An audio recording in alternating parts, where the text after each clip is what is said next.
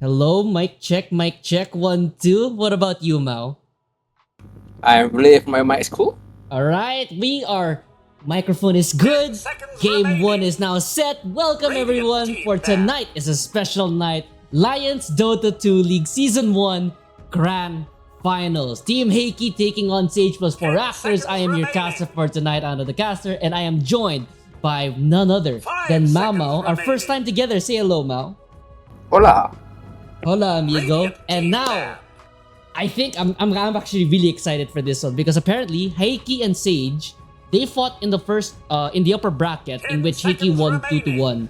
And you said, Mao, that in your playoff bracket predictions, you had these two teams meeting in the finals, but Sage+4, they had a lower bracket run. Team Heiki, they beat Sage and they also beat Aya Plus, Aya no GF to get to the grand finals. What are your thoughts here? Who do you think wins? Honestly, I still believe that Sage is a better team, but they did Team Heiki did prove me wrong in the first series, so maybe this time they'll prove me wrong again. Maybe. Can I have your predictions? Can I have your professional prediction for this series? What's your who do you think wins in how many games? 5 seconds remaining. Like I said before, I still think Sage is still is a better team. I think this Prime Skater guy is a very crack carry, so I believe in him, and I think this probably goes in like a 3-1 in favor of 10 Sage. seconds remaining. Okay. I see you. You know what? I want to agree 5 with you. seconds At the same time, I've seen Heiki play, I've seen Sage play a little bit every now and then. I want to see this game. I don't care who wins. I want to see this game go 5 games. I know that you might be tired, Mao. I know I might be tired, but 5 games might be rough. I want to see 5 games, and I'm pretty sure everybody here wants to see 5 games just for content. Mao, let's do it for content, right? 10 seconds remaining. So first of all, about the bans, I see the Team Heiki they're banning Beastmaster. I believe this is Prime Skater's favorite hero to play on the carry. So it's interesting they believe this hero is so strong they just push ban it. And then on the other side, Sage also banned AA. This is like Cynthia's favorite hero. I think they have picked him AA every chance he got. Well, with that in mind, first pick is gonna go to the Shadow Fiend for the side of Team Heiki. 10 seconds remaining. This is a very bold pick. SF first pick, Remaining. I believe he's a strong hero, but I think he's not uncounterable. What's your opinion with the Shadow Fiend being, picked up mostly as a carry right now? What changed with SF? I think it's because so just a heads up, but I haven't been very active in Dota No lately. worries, But no worries. my rate of Shadow Fiend is because I think recently you just want a carry that can fight early. You strong laning, and then you can fight in the mid game, and then Shadow Fiend does tick those boxes, Right. and you can also flex him in the mid. So That is true. That is true. I mean, I've seen. I have a friend who also plays a lot of carry. He's been picking up Shadow Fiend. Nature's Prophet is still up there, but I'm really curious to see like SF. Like all of a sudden, like I don't 5 think they seconds really remaining. changed Shadow Fiend from the last patch, right? But now he's now kind of back in a sense, and he's pretty. Like what you said, he's pretty strong. I think they did buff his slow. I think that one is a very major buff to his later stage. Like previously, when he was the most broken mid laner, there was a reason why, because his slow was really strong, and then they nerfed the slow, and then now they buffed him again. So 10 seconds by the way, they remaining. picked DK into Shadow Fiend. This is some psychopath shit, man. 5 seconds I remaining. if this is DK mid, I don't know. I don't care. I feel like if this is DK offlane, you just put Shadow Fiend carry, and then if it is DK mid, they just put Shadow Fiend mid, and then this DK is no lane. Well, we're gonna see if Sage is going to be flexing that DK, putting it in mid, perhaps.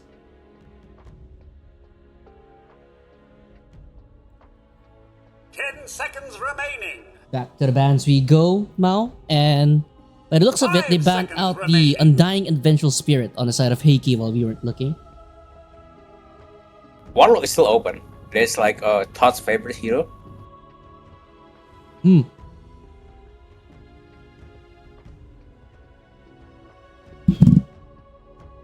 Yeah, I hit my head a little bit.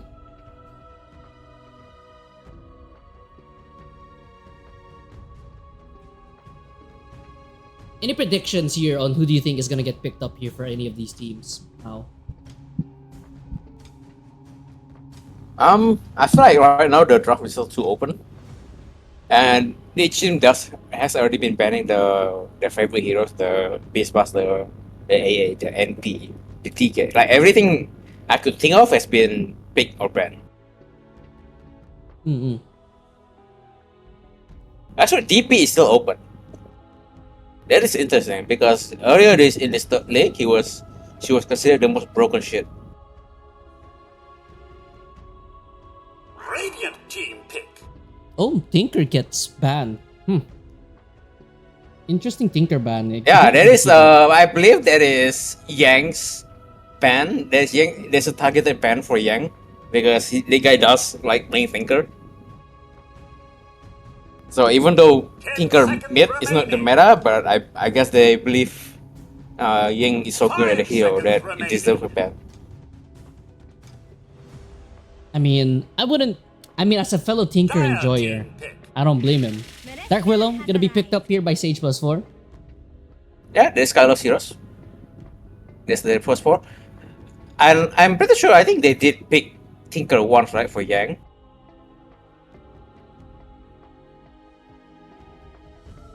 10 seconds remaining. 5 seconds remaining. Let's see what Team Heiki answers with here in this next pick. Okay, so I checked. They did pick Tinker for Yang once, like in one of the group stage. I think a month ago. Did it win? Oh.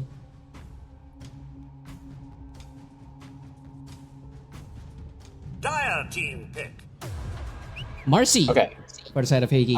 This could go either way. This could be post 4 or post 5. I think Shadowfit and Marcy, it is a pretty strong lane, and it is pretty good against DK Willow. Because the Shadowfin cannot, the Dark Willow cannot run from the Shadowfin rages. Yeah, true. And like what you said about what you were saying about how Shadow Fiend was being somewhat meta was that he's a strong laner. And you add Marcy to that, I feel like Marcy just keeps on engaging over and over again, and I don't really know if you have an answer for this one. Yeah, let's see. So far, I'm favoring Team Heiki draft. I like this Ringmaster as well. It's a save for whenever who gets initiated on by DK. Dawnbreaker. Okay, that's not very good. So that does make Shadowfin carry a bit weaker, because if Dawnbreaker pair with a strong 4 like Dark Willow, it's actually still a bit of scary lane for Shadowfin.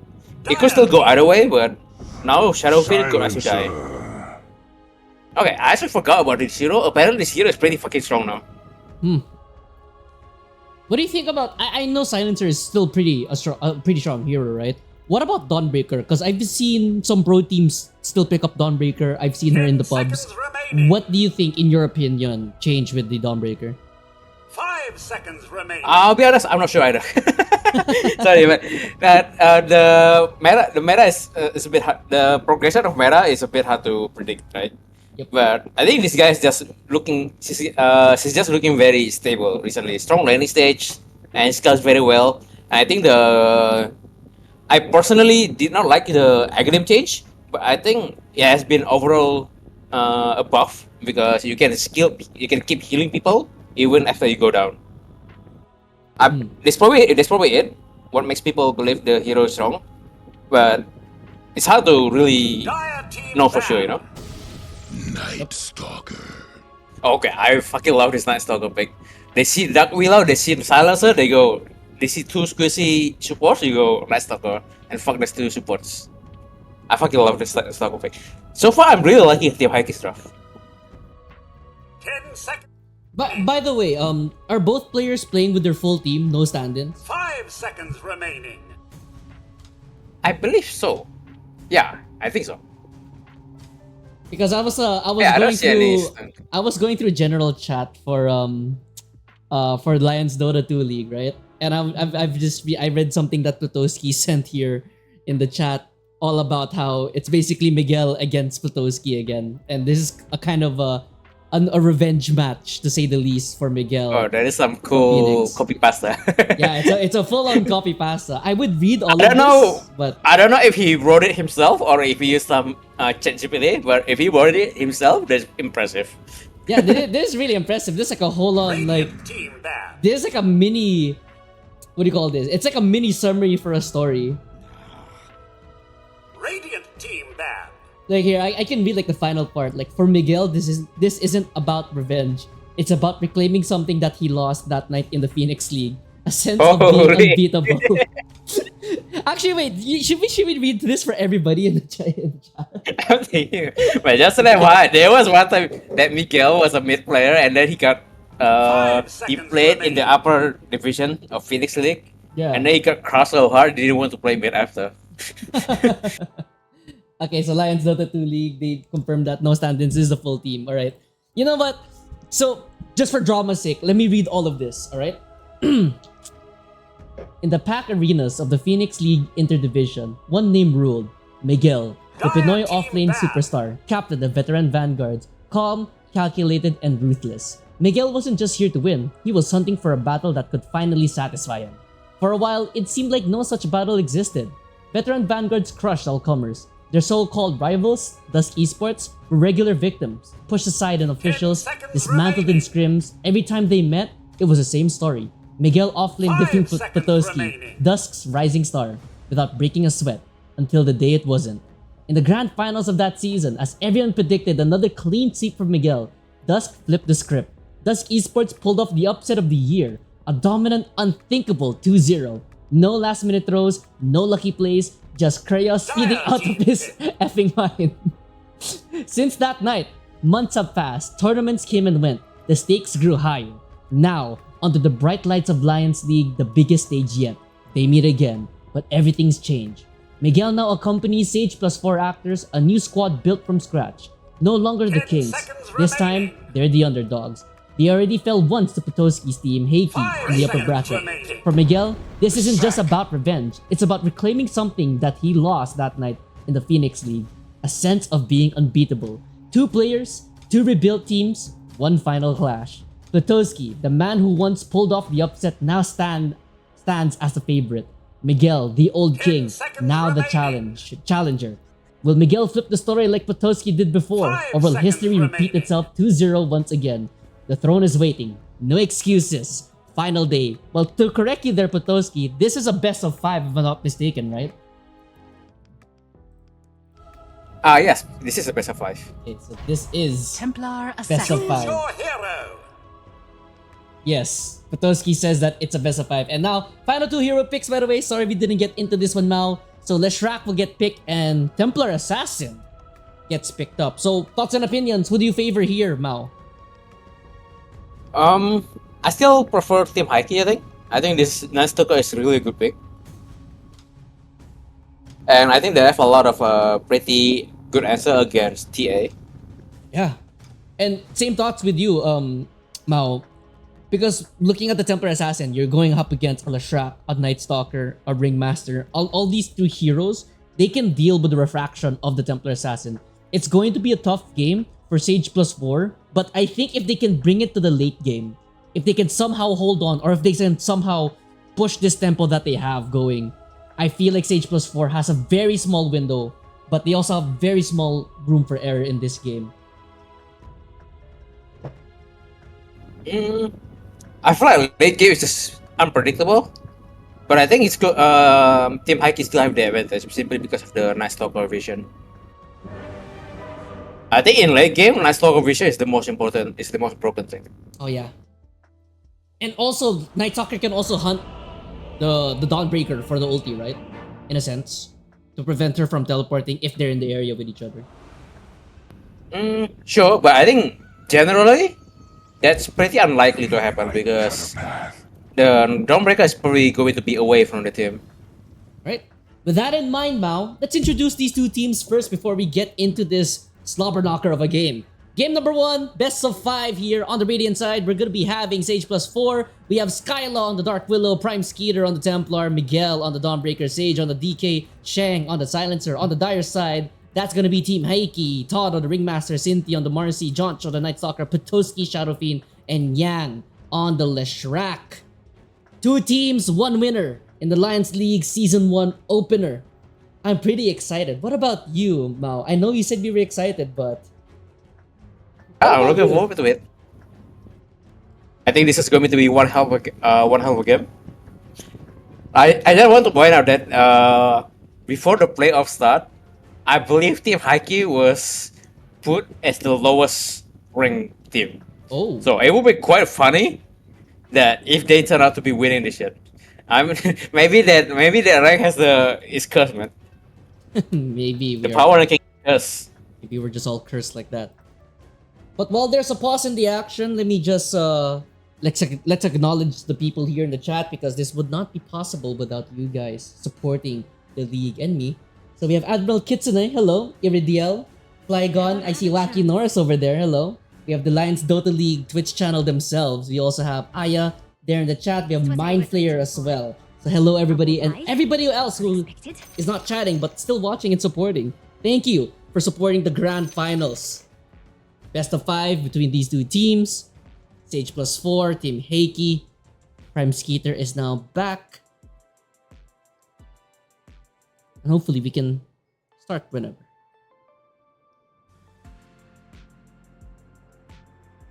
Sometimes I wonder if any team has ever tried banning Sage DK. What hero does he play then? I mean, we did see Sage play the Snapfire one time before, no? Okay, that's interesting. Alright, here we go. Smoke movement here on the side of Sage+4. Looks like they want to try going for a little bit of an aggressive play. Oh, smoke on smoke action. They are stronger level 1 on Radiant. It could be good. Could be. Oh, Leshrac walking up here. Smoke broken. Skyla. Back off though. Do not want the This smoke. is just going to be the cowboy standoff. Prime Skeeter is not interested in this fight. All the way bottom side. Step ahead. As for the side of Sage+4, they're gonna back away actually. Not interested either. 30 seconds to battle. Night Stalker's not even here for this one. I feel like if Sage+4 becomes aggressive, I don't see a Yeah, they world could, where they but, win or where they lose this one, no? Yeah, but the problem is they like a bit of cash, right? Because they no longer have the smoke. Yan walks up with there on the Leshrac. He's gonna run into Skyla. Skyla happy to change. He sits here against the mid laner. Root goes down. A lot of damage going to Yang already this with guy? the blood grenade. Alright, I see you. Do they have enough damage? No, they do not, but that is yeah. massive, dude. Oh boy. He's going to start this lane with such low HP. Fortunately, his lane opponent is DK, not much of a pressure, but this is going to let him get a much better start than he should have gotten. Yeah, and he has to buy an early salve here. And hold on. Sorry for a little bit of a lag there.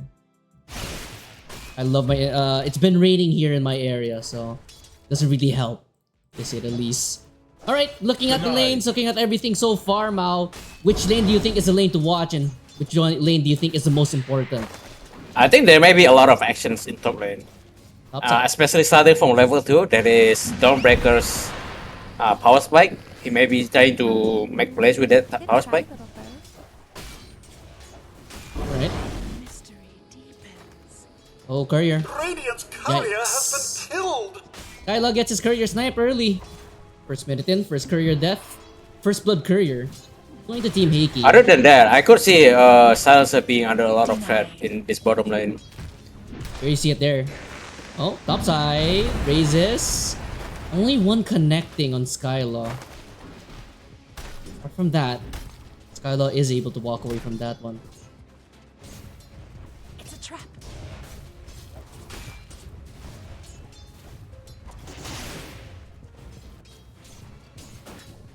Who do you think is the X factor for this game for both teams right now, Mao?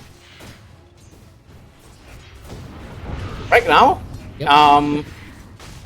honestly, I'm probably looking at bottom at this Ringmaster. If this Ringmaster hits his shit now, yes. Oh, Skeeter.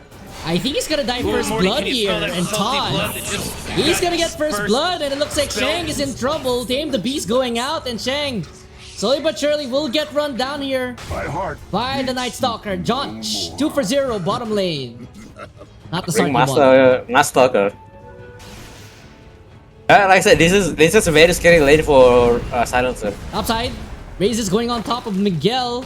They do have a rebound at the ready. Skylar, he's gonna use his body to try to protect Miguel. He's gonna go into the shadow of Potoski. He's out of position. The root will get dropped down, but Miguel has 0 mana. Potoski being chased away. He will be able to get away, but a lot of punishment going for on top of him, courtesy of Miguel and Skylar. Oof. Yeah, I mean, this is what I mean, right? My Shadow Fiend carry against Dawnbreaker. It could still go either way, but it is not a free lane for Shadow Fiend.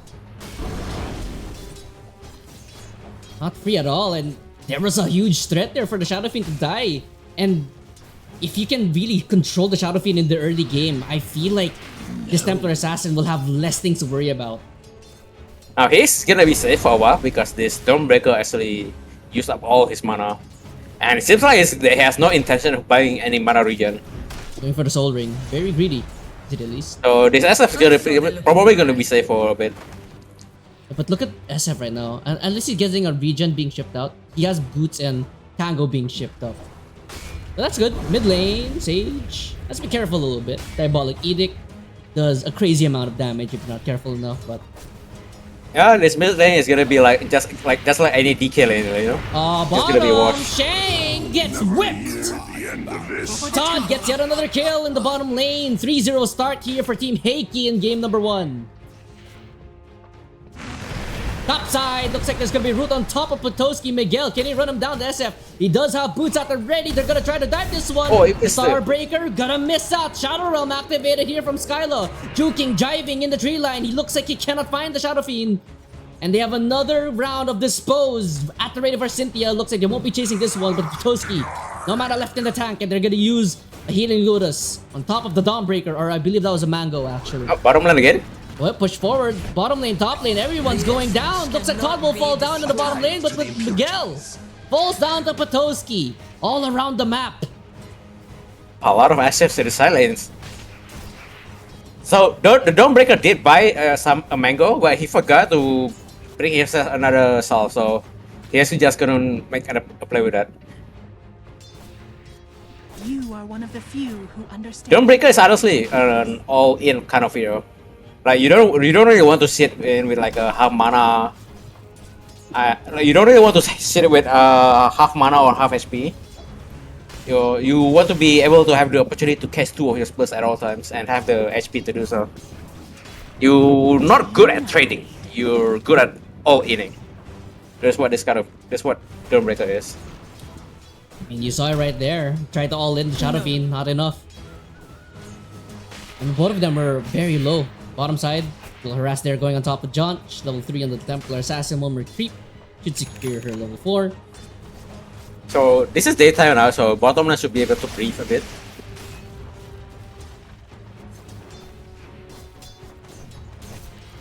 Breaths of life here, bottom side. And now, let's see what the Silencer Templar Assassin can do against this Night Stalker Courier.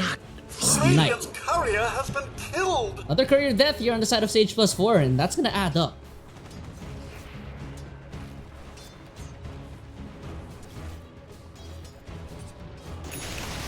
Mid lane, 37 last hits to the 27 of the Shrap. Dire's middle tower is under And attack. this That's a DK bit is just a surprising, lane actually. dominator. Didn't expect the gap to be that large. You almost had that. I mean, I could see why the Dragon Knight is so dominant, because every time he uses his Breed Fire, he always lines it up there again. He lines it up there with the Leshrac. Not for you. And the Leshrac just has a hard time getting these last hits, getting these denies because minus 19 attack damage. Adds up. And it's actually not easy for Leshrac to push the wave in level 6. Because the DK can just hit him from outside of the range. Going to a little bit of a downtime here for both the lanes. Or all the lanes, actually.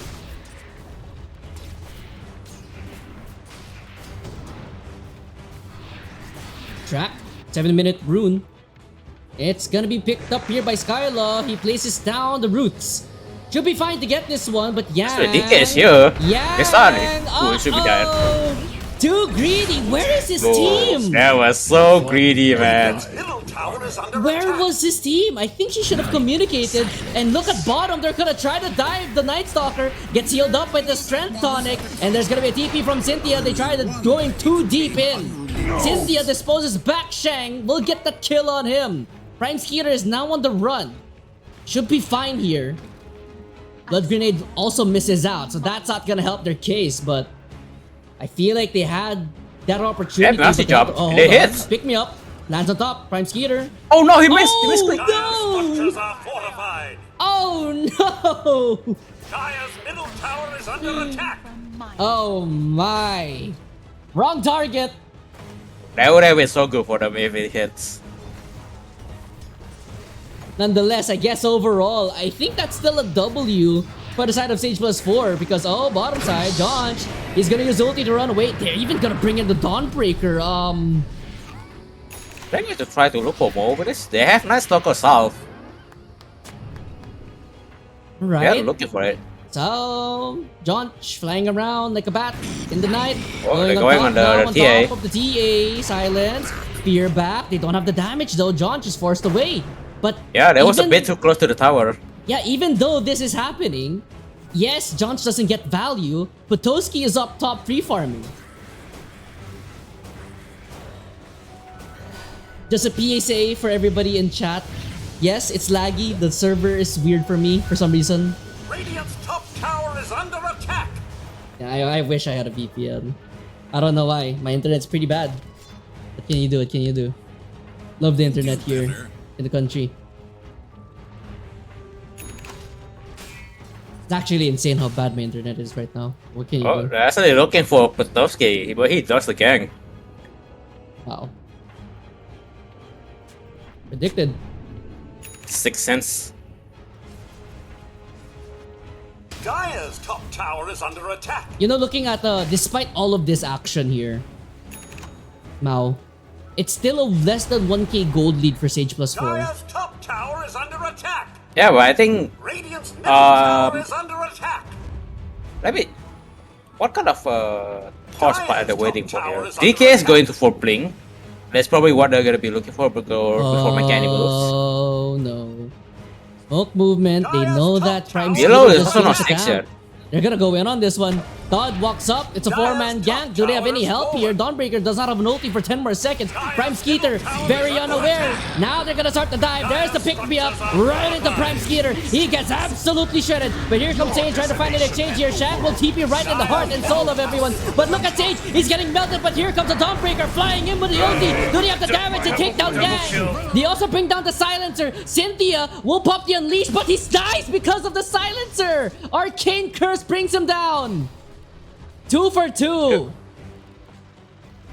This save from Ringmaster will actually delay his death so long. Sustains. Gold remain. Oh, they said DK. They're going for it. DK. Too greedy. The ward high ground spots him out. They're gonna push him back. He's dead. The last look I was actually considering going for the courier there. Oh, interesting by the way. He's going for the second. He's going Radiance on Night Stalker. Oh. So he wants to scale more, and this is also good against the TA. It is a bit greedy. It is so greedy as well. Yeah, I think it's really greedy, but like the way they're playing right now, they're really pushing this tempo. Invisibility. Let's see if he can get away with it. Toski. He's still pretty far away from it. Potowski. Requiem, TP. Wait, it's Yeah. only a Dark Willow. Worth it. No way. Meanwhile, No way. Skeeter scouted out, but here comes the Lestrak. He's gonna try to man fight this one. Here comes Bro, this Skylar in the Lestrak's area alone. terrorize. He's gonna miss out though. So yeah, Oh, they he's able to hit get it. away. Hold on a second. Do they have a trap? Yes, they're gonna blink forward there. That's gonna be a blink reveal on top of Sage. And looks like Yang Might have bit off more than he can chew. He was so alone there. Saw that ending. There was some miscommunication. Tried to help the SF, but the SF was already out and nobody else backing him up. Yeah, and Shadow and Plutowski, Requiem's I know. TP's out. And I think he could They're have gotten the looking at solo mid. kill. CS is actually in a really good spot right now. Like if they can get this tower. Yeah, pretty much Two a tower. lot no, of time they're not on the committed DK to it. one. Oh, no, AD they rune. did. AD rune. Do they wanna? They can be committed this one. They have a good amount of Deacon form left in the tank. Actually, it's a bit scary now. That's a bit late. Push forward. Oh, there's a Wheel of Fortune as well. DK getting chained up. Here comes the Dawnbreaker. It's not enough to save though. But here comes the kill. Swinging through. Will take down Cindy at the very least. But here comes the change from Johns. There's going to be a silence up. Looks like Miguel will be falling down inside. The Night Stalker. Double kill right now. But Miguel picks up a double kill of his own. Yang. He's going to take a double kill of himself. And Shang all alone diving under the tier 1 tower is Johns. And he's going to pick up yet another kill. 4 for 2 Do you in the mid see? lane. Is under attack. How many misses those are on the Dark Willow? Holy shit, this fucking Sister Strike, man. Yeah, and Skylaw says himself, Sister Strike's the go. Radiant's middle tower is under Fucking attack. item, man. what an item indeed. And another W there for the side of Team Heiki. 4 for 2. I wonder if they would have gotten the tower if they had not gone for the DD. I think I they wonder could've. for that. Because they went for the DD, the Let's Rock respond for it, right? Topside. Oh, Cynthia. Oh, Gonna I get think I cut should be off dead. here. He should be dead. Melt he's touched strike it. going through, but he gets rooted as well. And here comes Trap. Yeah. the Bedlam from Skylaw. Chang will pick up that kill and the juicy intelligence to go with that one. And by the way, Mao Mao, first item Leshrac is a Blink Dagger. Yeah, that's pretty common, I think, with this misanthropy facet. That you just go blink and then you just jump to enemy with crazy bursts. Honestly, I cannot play this kind of Leshrac because this hero is actually pretty squishy, so you have to know your timing really well. I mean, 4-4 already on the Leshrac. Yeah, it's a hard hero to play. It's not an easy hero to play. Oh, and the regen rune goes to the top side. Poor, yeah. 14 minutes in, 8-12 scoreline, 1k gold lead in favor of Team Heiki on the dire side. Magic. So far, what have you been seeing that you like and don't like for both the teams? Honestly, I'm liking this Night Stalker Radiance. He's actually getting really good timing on it. When I still played a lot, I played a lot of Night Stalker. The build was the Echo Saber build, but that build has been nerfed so many times. So I'm always pretty excited to see any new build coming out from NS. So I'm hoping this Radiant goes pretty well. Let's look at the Templar Assassin farm cam right now. Very close to the Desolator. I assume after this stack, she should have it. Yep, Where- there it is. Dire's The other top two tower is cores under on the attack. other team are just as farm though. I feel like Templar is a carry that Tithe to the impurity. needs to be ahead. Miguel right now, Blade Mail already on this Dawnbreaker, going for the Aghanim Scepter next.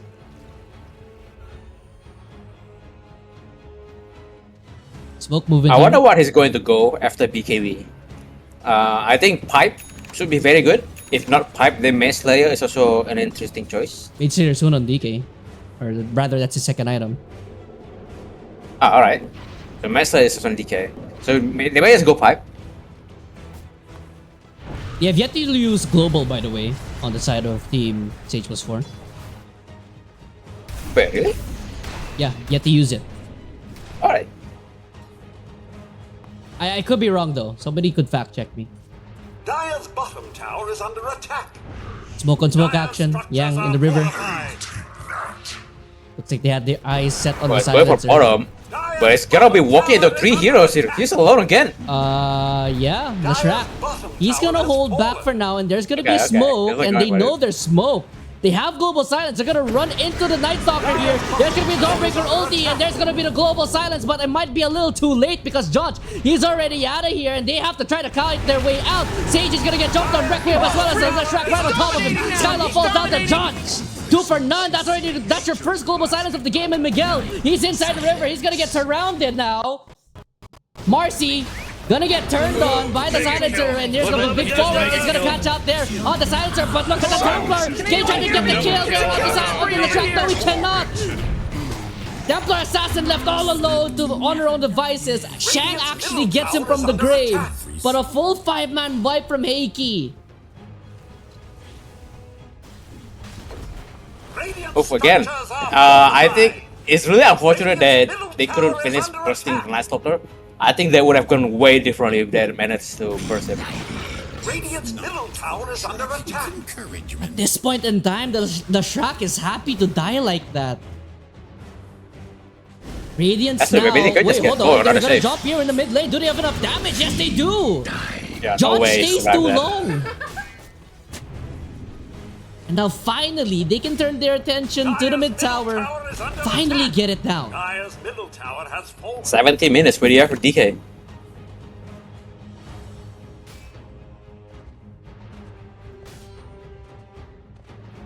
Doski now with the Dragonlance going for the Hurricane Pike next.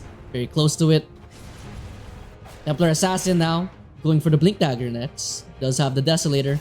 Revealed it in that fight, but unfortunately for her, she did get what? Like, everybody was so low though. I wonder if he's actually going to buy this Spring Dagger. I feel like even if he goes to Spring Dagger, it would have been... It's still gonna be a hard fight. I think he needs to BKB as Blink much forward. as possible. Looks like Sage and Skyla has found a Marcy. A little mischief Skyla never gets yet killed another kill anyone. there on the Marcy. Oh, Sage well, yeah, yes. gets the assist. Pretty good picks. Oh, okay. So this TI is committed to the Blink Dagger. Let's see. I think this does allow him to make more plays, but it is he is weaker in big team fight. Shield Rune picked up here by Lashrak, and into the smoke we go, but... Ooh, Sage walking Actually, forward, smoke see the breaks, silence? they see everybody. Silencer misses the Arcane Curse, so they want to try finding this one. They do have a global silence, but the DK form wearing out the blink forward. Yang! He's going to try to push forward. There's going to be a global silence to try to disengage this one. Beautiful root placed down. So John, is he going to try to push forward for this one? Looks like he will. Do they have a DK stun? No, they do not. John has to be careful because Ryan Skeeter is ready to fight this one. The pick me up, they're gonna go in, but Doski lets a Requiem rip, but here comes a Dawnbreaker from the sky, but the Hurricane Pike away. They have to disengage, but look at the damage from Yang. Yang is shredding them right now, and John dives in. Am I watching Dota, or am I watching the professional swim team play? Because they're diving into Sage+4. Another team wipe. Of the night. I just want to say, by the way, that I know this Lashrak or Yang or Lashrak has been playing like a psychopath, but let me just say, as an offlaner, having a mid laner playing like this makes it so much easier to do anything. Like, he was creating so much space, he was drawing so much attention. That it's just so easy for everyone else on the team to do their job. This sustains. And just like that, 20 minutes in, 11 to 22, 5k gold lead from for Heiki. And it's not looking good. You said Sage+4. You had them winning. But by the To be looks fair, of I it, did say the draft on Team Heiki this game is better. you did say that. But at the same Yeah. time, you better start hoping that this is the only Heiki win for your prediction. Oh my god, sorry, maybe I have a curse. Maybe you should try shifting your prediction. Invisibility. Yeah, wait, okay. Since we're cursing the game anyways. Oh, I wish this game is 3-0. I don't want it to go 5 games. Oh no. That would be horrible. I mean, maybe the curse is on me, and not you. Maybe you should say that. You say you don't want it to go 5 games. Smoke moving again. From the side of Team Heiki, 21 minutes. That's gonna be the Wisdom Rune. Wisdom Shrine, sorry. I'm living in the I past. see. And Dawnbreaker. Dawnbreaker. Gonna get jump. Blade Mail activated. Pull back into the fear. Josh gets yet another kill. It picked me up, it's so good. And what can you really do to counter that one unless you have BKBs, in which Dawnbreaker does not have very close to the Blade of Alacrity for the Aghanim Scepter. But not close enough. BKB next here on the DK, and looks like this tier 2 tower in the mid lane should be going down. There's gonna be sun coming up on top of the Night Stalker, but that's not gonna stop the tier 2 from falling down. 21 minutes in, that's the first tier 2 falling in this game. Radiant's middle tower has fallen.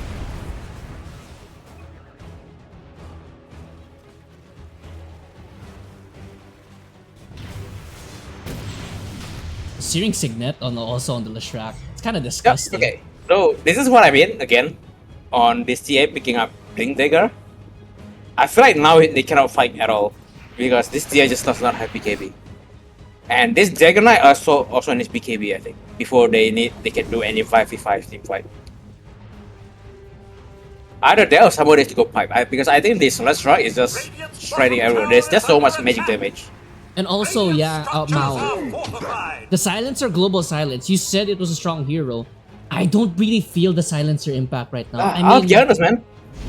Like, it is like the most picked hero on Dota to put Tracker right now, but I just don't see it.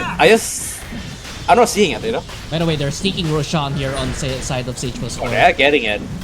Yeah, there's Roshan. I feel like It is a very good move by them. this could be a make or break Roshan. They're gonna try to TP back here for the tier 2 tower. Silencer does not have much mana left, doesn't have enough for a global silence, so they want to try to fight this tier 2. No, they do not. Looks like Prime Skater picks up the Aegis, and we are now going farming mode. Radiant's bottom tower is under attack. Bottom tier 2 tower falls down here on the side of Team Heiki. The map That is going to trying to delay shrink. the game by a lot because I don't think they can go high ground without Aegis. I think it is so hard to go high ground right now by around 20 to 30 minutes in this patch. Yeah, and that was a really good Roshan sneak for the side of Sage+4 because I feel like if they gave up that Aegis, you put it on the Shadow Fiend or even the Night Stalker or maybe even the Leshrac, you don't really have this answer because you don't have BKB on Templar, you don't have BKB on the DK, no BKB, not even Aghanim Scepter on Miguel, and Miguel, close. He felt the Radiance tickle him, and he's gonna be able to walk away from that one.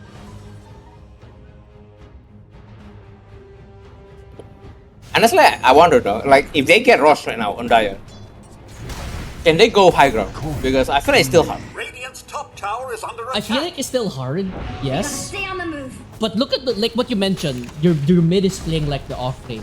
If the Leshrac just blinks in, no fear, with the Aegis, I really feel like that's gonna help you, just dive even more as a Leshrac. Yeah, and create even more usually damage. the Dire's middle tower first is under Roshan attack. is to gain map control, and then the second Rosh is to end the game. Usually, And unless it gets stolen from you. yeah. I mean, they're still having all the map control though. So they could just wear out the first Roshan and then take the second Roshan and then Yeah, that end the game from there. is true, Mao. But at the same time, this Templar is looking a little bit more scary. I mean, Leshrac, he does have the Ghost Scepter. That is true. But I would still be scared of this Templar Assassin. Maybe if the SF uses Spike, uses BKB, and then they reinitiate.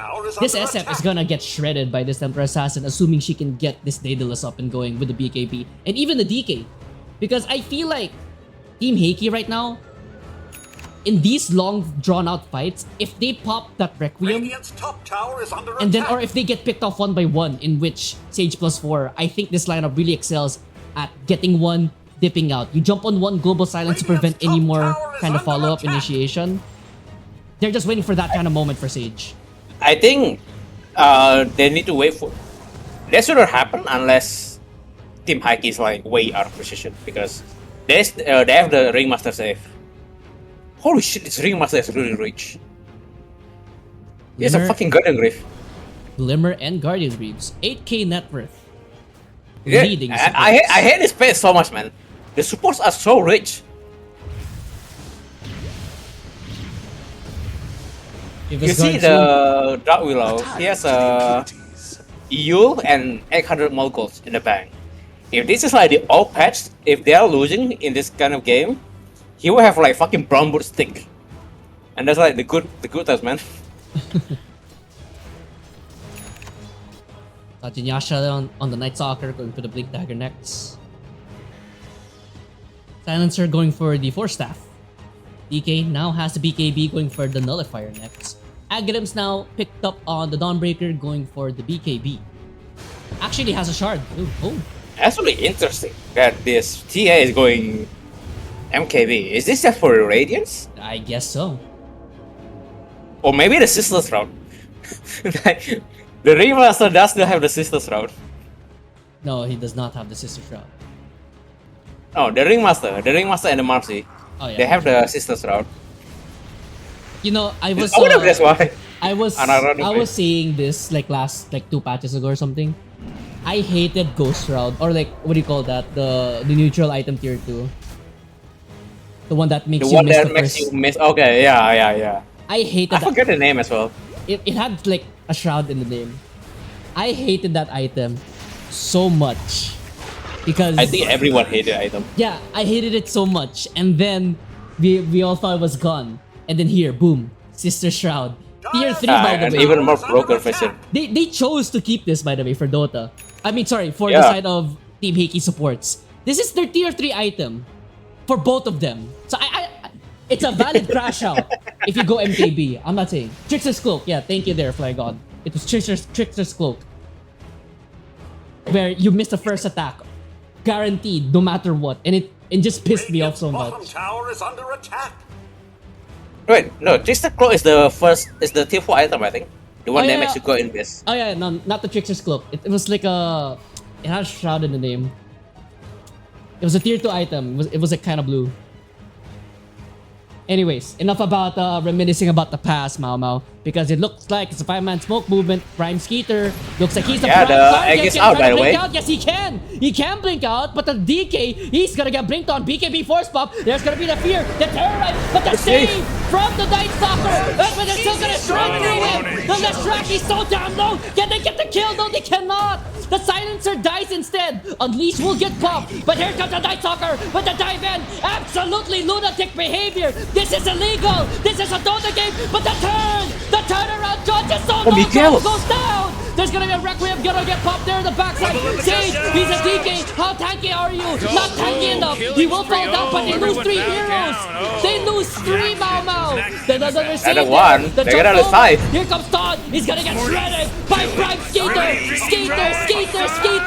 He's gonna keep his Oh, team that's a alive, bit- and Potowski, he's slowly gonna get ran down. Can he get escape? TP. He looks like he's the Prime Skater. He gets the kill. Holy fuck!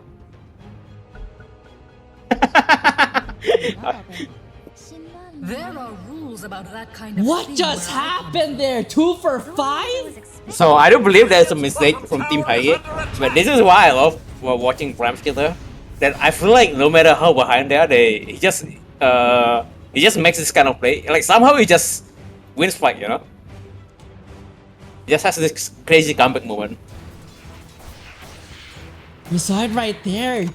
5 for 2. 4K gold swing. 4.5. That's such a big throw, man. Oh my Oof. goodness. That's rough.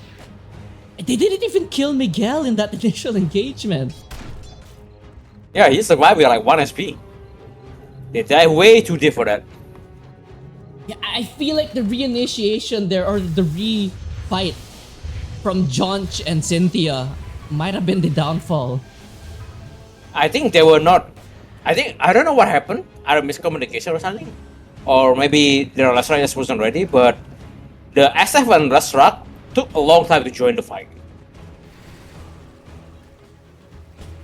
By the way, Mao, it used to be 8K gold lead. Now, it's in favor of Sage plus Yeah. 4 barely. So that's I mean, around let's be real. 10K. Let's be real. By the like this patch, I feel like unless you're losing like 20k gold at 20 minutes, I feel like gold lead doesn't really matter.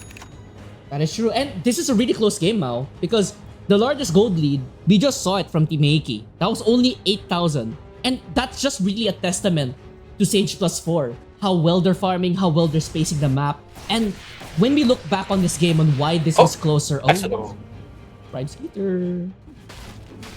But going back to what I was saying, we look back to what moment, whether Sage plus 4 wins or lose, they extended the game because of that Roshan sneak.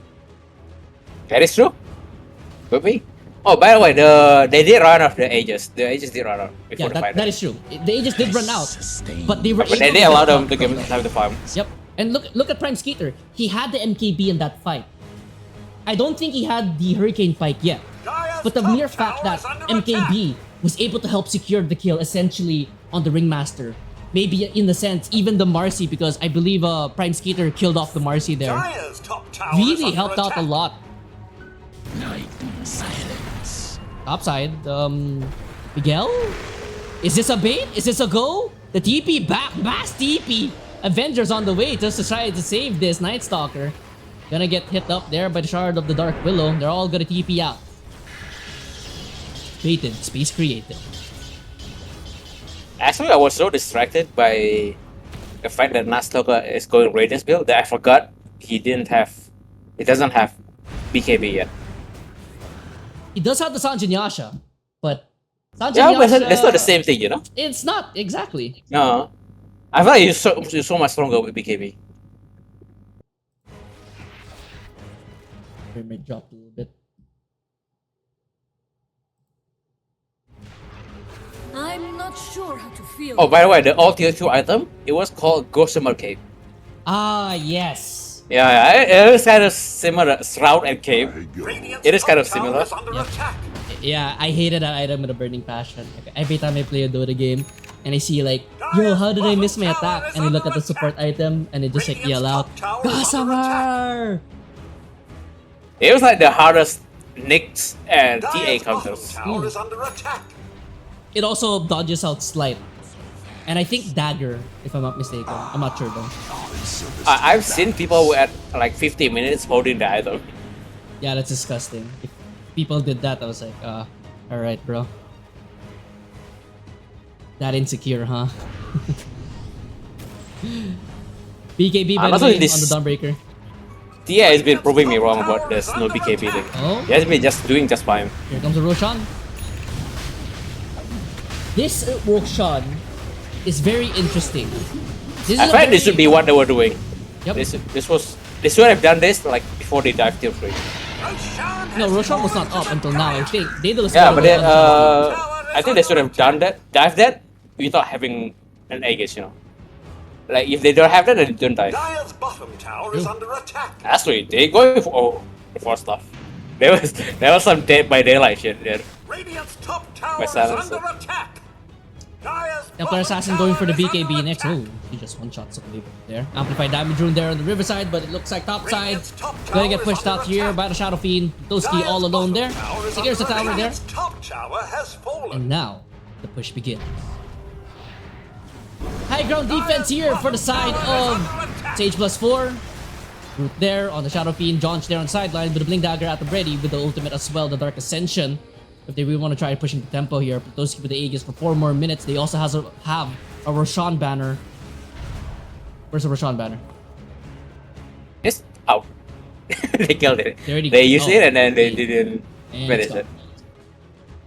Oh, they're doing a wraparound for Oh, Sage. the wraparound. Skeeter. Oh, Oh, see. that's a huge target to go on. They're gonna Oh my jump. God. They're gonna get the Nomad. They're gonna get the terrorize. Oh, Sprite Skeeter. Absolutely deletes them. He's dominating, Rick. Skeeter. Oh my god. They find 3 on the wraparound. This is an Aegis. Team Heiki. This is your Aegis. And look at the jump. PKPTP. The Nightfall Special. Oh my goodness. Skeeter. Wait, how did they get the double stun? Is that from DK? No, I think it was the Curse Crown. Wait, what? Holy shit. The Curse Crown from the That's crazy. Curse Crown on top of the Lashrak. Double damage.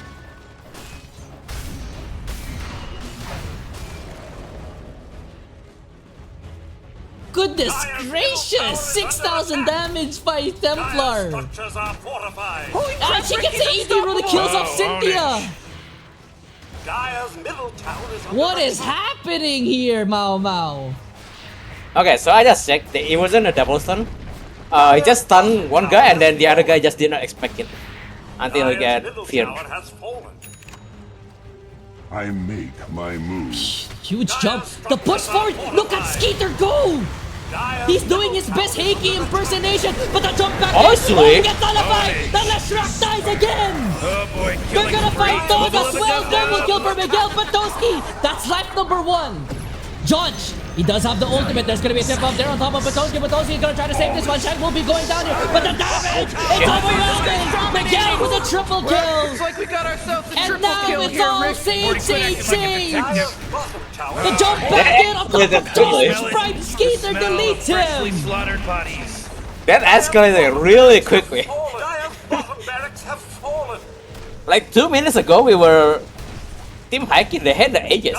They were about to hit Heiki, and then suddenly now Dire's it's the opposite. tower is under attack. Now Sage is hitting the T4 towers, ending the game. The jump in, Marcy. Too much Morty, damage. calm This is down. over. It's only a monster kill. Holy shit! That escalated Ringmaster really is up quickly. in 1 second. There's a buyback available for Shadow Fiend, but he's not gonna use it. They have 8 more seconds here for the Leshrac, but they're ending the game. This is the game, guys. Where's the buybacks? Anything? Come on. They're gonna try. Blink forward. Here he comes. There's gonna be the global silence right on top of him with the nullifier as well. Uh-huh. He's just Morty, 'cause he just mega deleting. killed. It's a mega GG. kill now. They killed all these people, Morty. That means they're Yeah. godlike. Radiant victory. Holy shit! That was a crazy turnaround.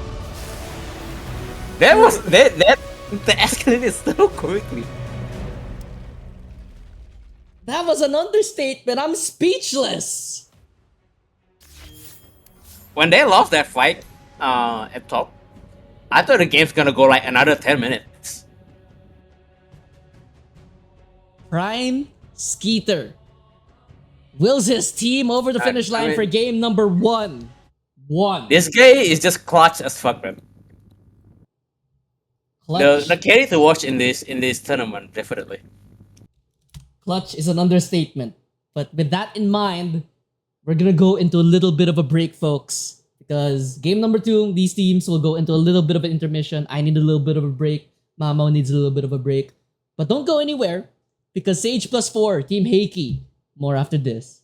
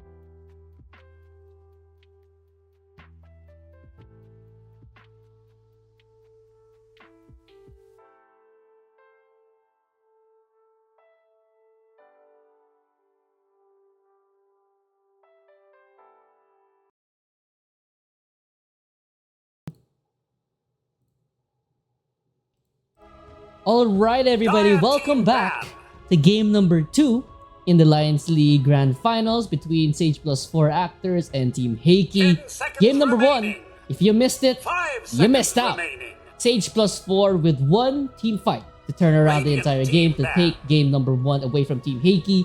They are 2 games away from a championship. I am your caster still, Anna the caster, joined by Mau Mau. 10 seconds Mau Mau, remaining. what does Team Heiki have to do to bounce back? Because clearly, if I were to 5 lose that, seconds remaining. I would have a really damaged mental. What do you think should be the steps to fix that from game number 1?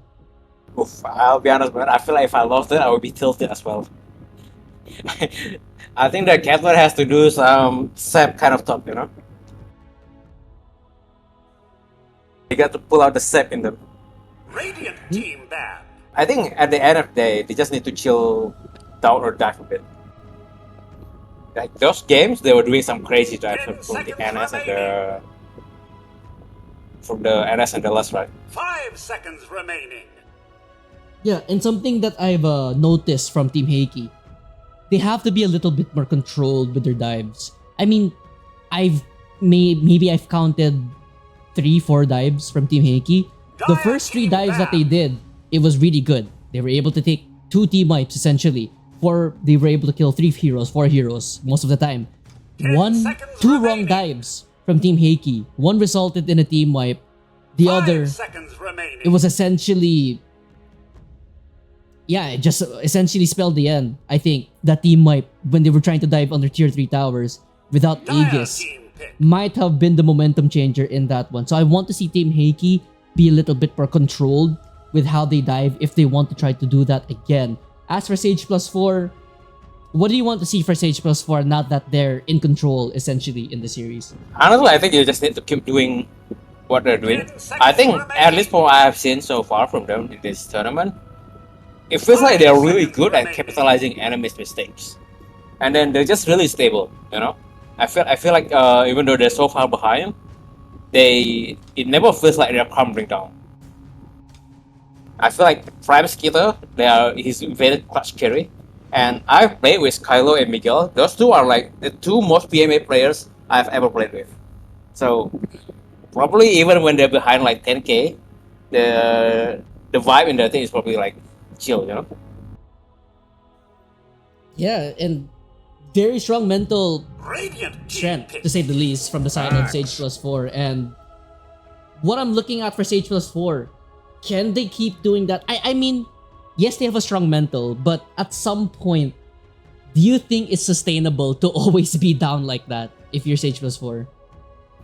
I mean, 10 seconds I've seen Kylo be like, he lost a team wipe, he got team wipe, and then he'd be like, seconds remaining. it's okay, guys. We can win the next match. He'd be the most PMA players ever. I think it's working out well for them so far. It's gonna keep working out well. So, one thing I noticed in this drop so far is they banned DK and Queen of Pain. So there's 2 Sages heroes banned, and then I think this Bear Rider is probably another Sage heroes. Maybe. Actually, because I've never seen Skylo play this hero.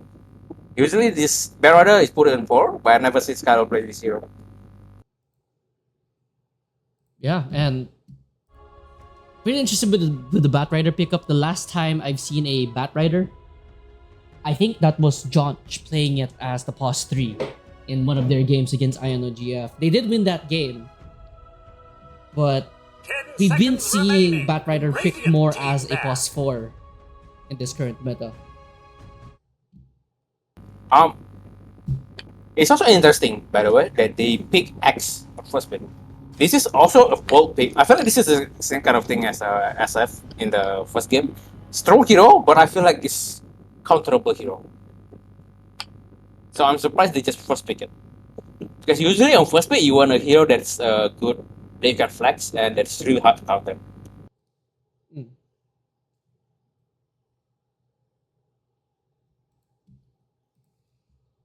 Yeah, good ban by the way. Dawnbreaker, I think Dawnbreaker had a lot of good saves on the last game.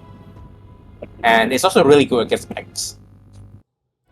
10 seconds Yeah, remaining. and in the last game for the side of Sage+4, Miguel on the Dawnbreaker 5 seconds really remaining. caused a lot of chaos. I think they really capitalized on Team Heiki, Team Heiki had to make a decision. Would they want to push into them with the Dawnbreaker ulti to get out, or do they back off? And I think that's where their diving really backfired on them, because if they're forced to disengage and go away from the diving Night Stalker, they're gonna punish the Night Stalker and they're gonna have to re-scramble to get good positioning again. I mean, the first 2-3 fights, the Dawnbreaker ulti wasn't impactful, but in the moment it mattered the most, I feel like Miguel is really the low-key unsung hero if you're not talking about Prime Skeeter. Yeah, I mean, this guy's just really stable. Honestly, I feel like everyone in their team is pretty stable, and they just have the Prime Skeeter as the X factor. The guy making the clutch play, you know. Oh my God, Witch Doctor. Ooh, Witch Doctor. Dire team. Last pick here, Vengeful Spirit on Team Heiki.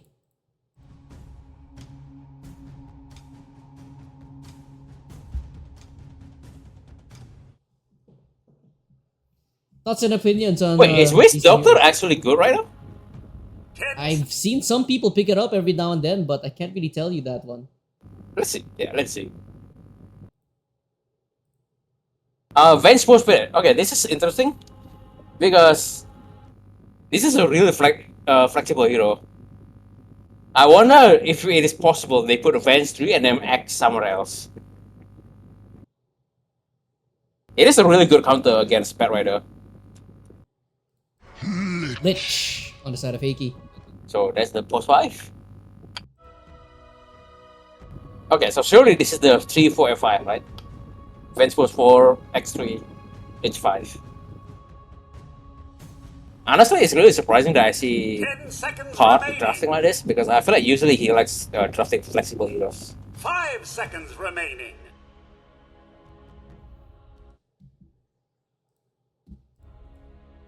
Interesting on the Lich pickup here on the side of Heiki. Don't really see a whole lot of Lich.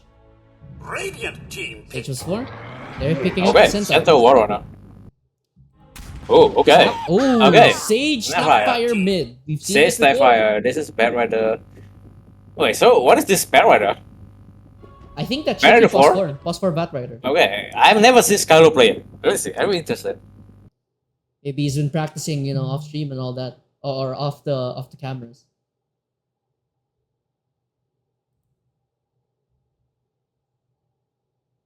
Ban. Ursa. Oh, I like Oh, this. Potoski Ursa. It is a really good Ursa game.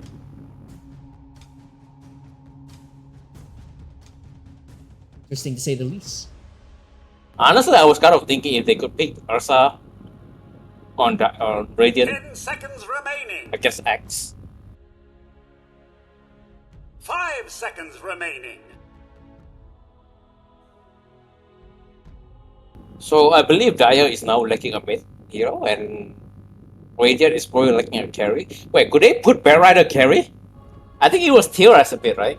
That's At a the little start of bit the patch. freaky if you ask me. I've seen it. I think like when they introduced the new facet. I don't really think Bat Rider carry is like the answer. I don't know, man. Definitely this Prime Skeeter guy is me. Press Beastmaster carry. Yeah, but Beastmaster is like, I could see it. He does have the farming tool, right? In the Bat Rider, like the Beastmaster, but I don't. 10 seconds remaining. It would be kind of difficult, I think, to like to just play like right click Bat 5 Rider in this seconds game. remaining. Considering now that It they have would an be axe, they have interesting, though. Vengeful as well. It's gonna be interesting, right? Radiant Good for team content. back. but Yeah. I don't think you would. I don't think it should be a carry. Wait. I did not miss a patch, right? Somewhere in the tournament. I don't think so. I'm really surprised at how far has Dev Prophet fallen. I feel like previously at the 10 start of this seconds league, remaining. it would be like Dev Prophet was like the most contested 5 hero. seconds remaining. Oh yeah, Death Prophet got kind of nerfed from my memory.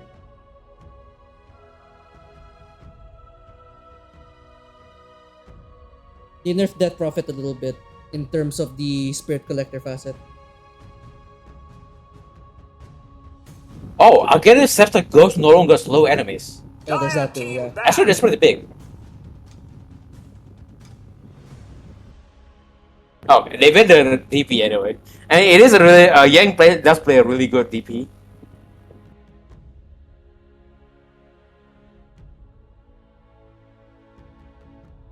Tinker is 10 open. Are they going to play seconds Tinker? I mean, considering the lineup, I 5 don't say why seconds not. remaining. You go against Snapfire mid as a Tinker. Gonna be a little Dire bit team rough, pick. in my opinion, but let's see how this world works. Invoker is open. Ember is open. They need a hero like Ember, I think. I think Ember could be really good though. Storm is open as well, the spirits. 10 seconds remaining. 5 So I think seconds those are the remaining. 3 choices. Invoker, Storm, Ember. I think that's not... It's a pretty good matchup in middle against Snapfire. And it does fulfill what it did. I would prefer Ember or Storm rather than Invoker.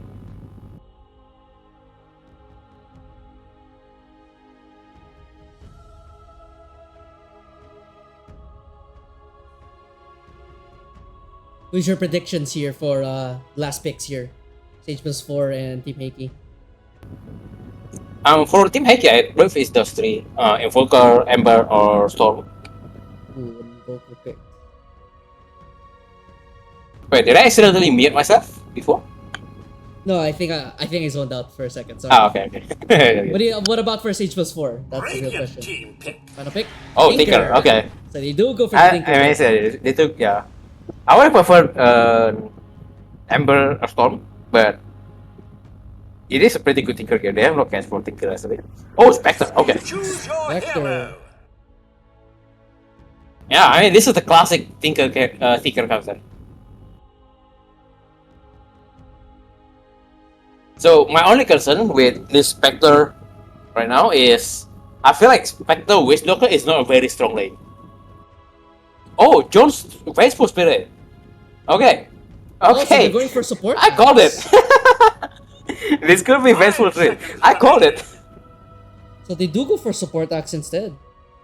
Okay, yeah. Honestly, well, I feel like this would have been X would have had a pretty easy lane against Prime Skitter, Spectre, and Witch Doctor.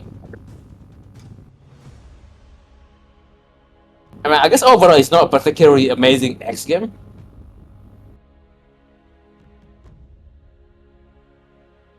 I mean, we've seen like a couple of pro teams utilize axe post 4. What item does he go? Is it like a Vessel? Yeah, he goes like Vessel. Okay, runs yeah. around, So just- max just does W, some right? things. Yeah, spams it. Okay. Alright, So- who do you favor here, Mao Mao? Whose lineup do you favor more here? Oof.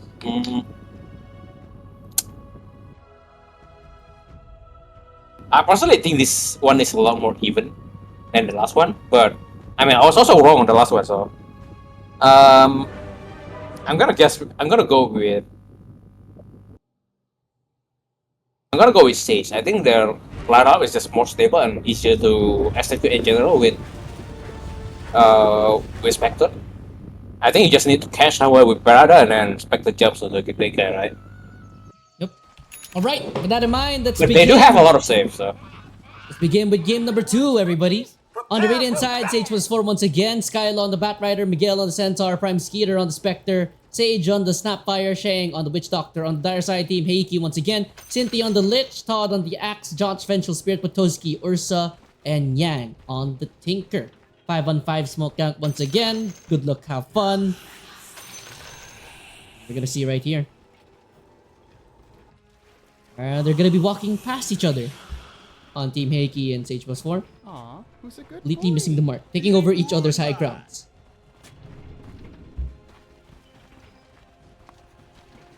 Daddy, chill. What do you think? Who do you think is the X factor for both these teams? Oh, Tinker. Obviously, right? It's the Tinker. 30 seconds to battle. What about for the Sage+4?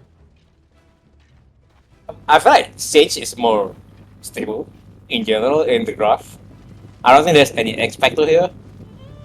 But you're probably gonna be seeing this Barada making a lot of plays.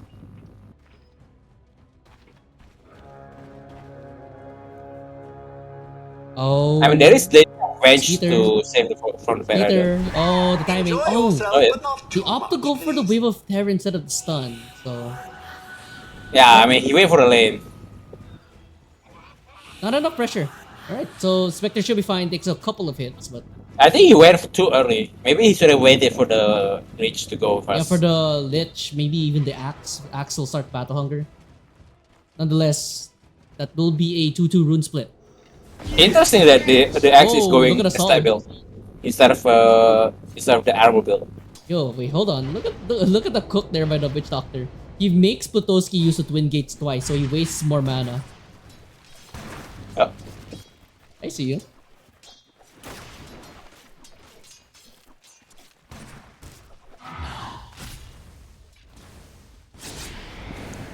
What do you Honestly, think is- playing oh, yeah, go ahead. Ursa into this lane and top. I feel like this is generally Ursa favorite, right? But yeah. I feel like when I play Ursa, I just have zero sustain against this type of creature. Like they just poke me until and then suddenly I'm like half health and then the center is still full health. It's probably a skill issue on my part. Yeah. Yes, ma'am. Who do you think is the lane to watch here for both the teams? If I'm gonna have to say, probably top. But I think all the lanes are a lot less aggressive than last game. A lot of poking. A lot more poking compared to last game. Yeah, lots of poking, prodding, and you see Sage mid on the Sapphire once again. Last time he played it, if I'm not mistaken, was against INOG at bottom side. It's wisdom. Oh, they try to go, Actually, no. Jonch. And a whole lot of trouble, Shang, taking a lot of damage himself. Will fall down first to the first blood, but Prime Skeeter is gonna get the solo XP from the Jonch kill. But Jonch, I think he's satisfied with getting first blood because now he has double rate bans here on the Vengeful Yeah, Spirit. Spectre was probably like no value left there. Nothing of value was left there because he get the XP. Yeah, but look at Jonch. Double rate ban. How? Oh, that's true. Oh, what? Yeah, he gets first blood. Oh, that's true. The first blood bunny. Oh, That's Jonch, really- Prime Skeeter. I think he's Oh my dead. god, there's so much. Oh my god, he did not have his version yet. Yeah, he goes for the Desolate to help get the kill and it gets destroyed. But did it actually help? Wasn't there a lot of creeps near him? No, there was not. Skeeter falls down, top side, Skylo. Ooh, nice pushback there on the flame break and the turnaround. Ooh, Miguel! These two have played on a lot of teams together. And if I could say something about Miguel and Skyla, it's that they have that chemistry. And bottom side, once again, Prime Skeeter. He just TP'd! He Oh just my TP'd! god, Oh, it's just gonna no. die. Oh, he's gonna walk back again. Okay, this lane is actually crazier than I thought. I didn't know this lane is crazy. Oh. Prime Skeeter will now do the walk of shame. Top side flame break with 6 stacks of sticky name palm on him. Will be able to walk away. Actually, when you think about it, Venge Post Variant reduces armor, and XW actually deals physical damage. So I wonder if there is that have any major effect there. Just getting a whole lot of punishment. Top side, mid lane, Snapfire, and the Tinker. Looks like it's very even, but in terms of denies, Snapfire is on top at the moment.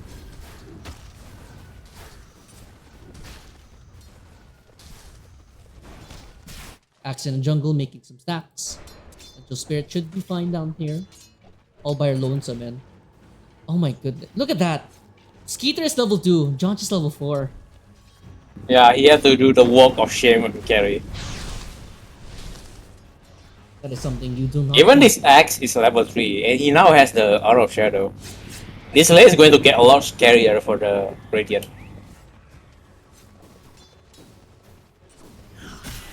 Yeah, I was concerned about this lane, about Witch Doctor and Spectre lane. But I did not expect the Venge and the X lane to be this strong. I mean, Spectre doesn't really do well against lane dominating kind of heroes, right? And considering that you also have a Witch Doctor as your lane partner, it's really difficult. Oh, Skylaw topside will get stunned up here on Totoski, but looks like Skylaw should be falling down here. Not too careful with the damage. Totoski more than happy to pick up that kill, and looks like he wants to try going for more here. Miguel does have the return, should be fine. Oh, to push forward. Oh, I might have spoken too soon. The caster curse and Wow. the pause! Wait, is this loud? I think both teams consent, I guess. Okay. It's okay if both teams consent. And there's up there. Bottom side, Prime Skeeter. Again, pressured back here by the side of John and Todd. I mean, these two teams, or rather Miguel and Kutoski. Oh my god, X-Michael's gonna die again. Oh, nice stun there by the Maybe Witch not. Doctor, though. Or maybe this Keeps Witch him Doctor's gonna alive. sacrifice his Doctor life. Sacrificing his life for the cause, maybe. Look at the damage going through. John shreds him like a hot knife through butter. I mean, Potosky and Miguel, they have a lot of history between each other in the sense of they've scrimmed together, they fought each other in a whole lot of tournaments. Like, a lot of history. Oh, Prime Skeeter. He's just dead. Own it. Todd. And looks like he's gonna get Go the right, exchange Todd kill kill at the very least here. Sage gets the Todd kill, but I feel like he could have gotten the Sage, or rather, the John's kill. Sage opts to I go think for that's the Todd pretty instead. okay. There is a very high level support, by the way, for the X. It's a level 4. Tinker opts to go for the rune instead of securing the siege creep. Okay. Sure. Oh, they're Looking going for on this outside. Rich. Cynthia has to be I don't think they have enough careful, damage. but it looks like Skyla will get turned on. Todd is also here. Makes his rotation up to the top side. Looks like the Healing Lotus will be going to send our Warrunner's way, but here comes the very angry bear. Looks like he will be jumping right on top of the Centaur. Centaur is tanky. Is he tanky enough? Skyla will try to go back in. Oh, gets bopped to the low ground. Miguel, he's free to fight this one. Here comes the cast bouncing around. Miguel will secure the kill with the double edge. Todd, he's now gonna get kind of round stunned up as well here. Skyla, he shows back up. He's gonna get surrounded. He will die. Skyla will fall down to Potosky, and here comes the Tinker with the laser right on top of that Witch Doctor. Potosky continues Oh no, to he chase missed here on me. Miguel. Nope, juking, jiving, and the tree line, but the Peter Swipe more than enough to secure that one. And here comes Sage. Sage, he clips himself. Do they have enough damage? Yes, they do. You might The little be shredder surprised on the how high far a ground. little He clips flying himself for about 13 more seconds. Okay, he has no TP. He's coming from the base. Wait, did he use TP to come up here? The Sage? No. He has the fire snap. Okay, he can go down. He can go Yeah, down. he can go down. He has a cookie. Don't worry about it. And now he's just taking the roaming attacks, the ganking attacks, Of course. for the Shrine of Wisdom. But both mid laners actually got the wisdom. Which is kind of fun. This is called the ganking attacks, you know? Yep. Bottom lane. Look at Jonch. No fear. He just walks up. He didn't even max out Wave of Terror. Just stuns up the Spectre, and Spectre can't really do anything about it, but just call for his what can you- teammate. Oh, it's not Be again. careful. Yeah, Oh, swap back. Do they have enough? Good cast. Is it enough to keep him alive? Yes, it is. But it looks like the turning on the Witch Doctor does have a stick. We'll be using this one. Tinker drops down the March of Machines. Conch is fine, putting more and more pressure on the Spectre here at the bottom lane. Is this just what you do on Tinker? No? You just come to a lane, laser someone, and get out. I mean, if I was this Tinker, I would just be hitting neutral camps. I'm gonna keep it real with you. And really, this is such a painful game right now for the Spectre. If I was a Spectre, in all honesty, I would probably just go for the Therapy Midas, as what Gork says. And to be fair, it is the Spectre, so as long as he gets 6, he has his combat mechanic. Oh, bottom! actually. That's a slow. Whoa, swap back there. The Mortimer's Kiss is not gonna be landing. Todd, he comes here in the middle lane, or rather in the bottom lane. Cookie the hits. flies out. No way, this guy's out. Todd, he's tanky. He's good. He just walks away. Jonch also lives from the Maledict and the Mortimer's Kisses. Beautiful swap, by the way. And topside, looks like Potosky was getting dove on here by Skylaw, but I'll have to come back. she'll be fine. As, Courier, Dire's snipe. courier has been killed. Goodbye, Smoke of the Sea. Was the Baron just diving him alone? That's crazy. Bottom again. Cast going out. Not much damage going on top of Jonch, though. Miguel, backdooring right now. Going for the Blade Mill next. Courier. Dire's Oh, he courier gets has it. been killed. Double kill on the Courier. By Miguel.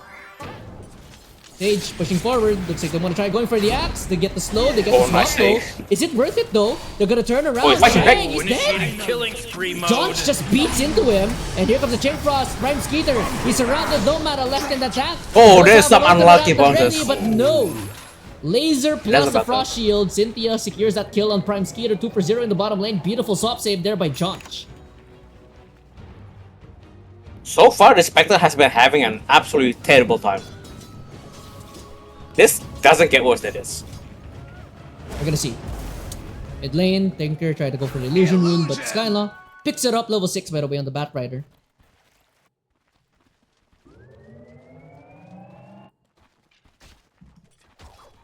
Dire's top tower is under attack. Upside. Oh, they're going on. Dick lands. Could have enough damage though. They're gonna dive him. Axe will get the kill there onto Shang, but the real target here, Potoski, he's gonna take out. They're gonna get the kill there on Prime Skeeter, but here comes Jump, and here comes the Flaming Lasso trying to drag him back into the team. Swap save though from Todd. Looks like John will still fall down. Here comes the Witch Doctor ultimate going down with the Mortimer's Kisses. The TP out there from the Tinker. It's gonna get cancelled. Gang. He will get the kill on the Skylo at the very least, and here comes the Cookie once again with a little shredder. Skylo with a triple kill from the grave. And then suddenly, the Spectre is now higher net worth than the Ursa. Just like Dire's that. top tower is under attack.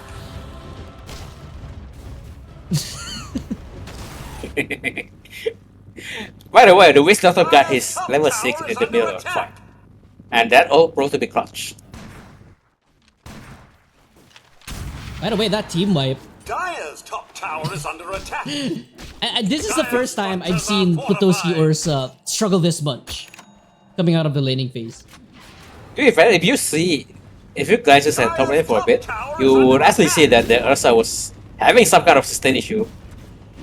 There were a couple of times where the Ursa was like 300 health and then the center was full health. Skeeter gets swapped back into his death. Goodness gracious.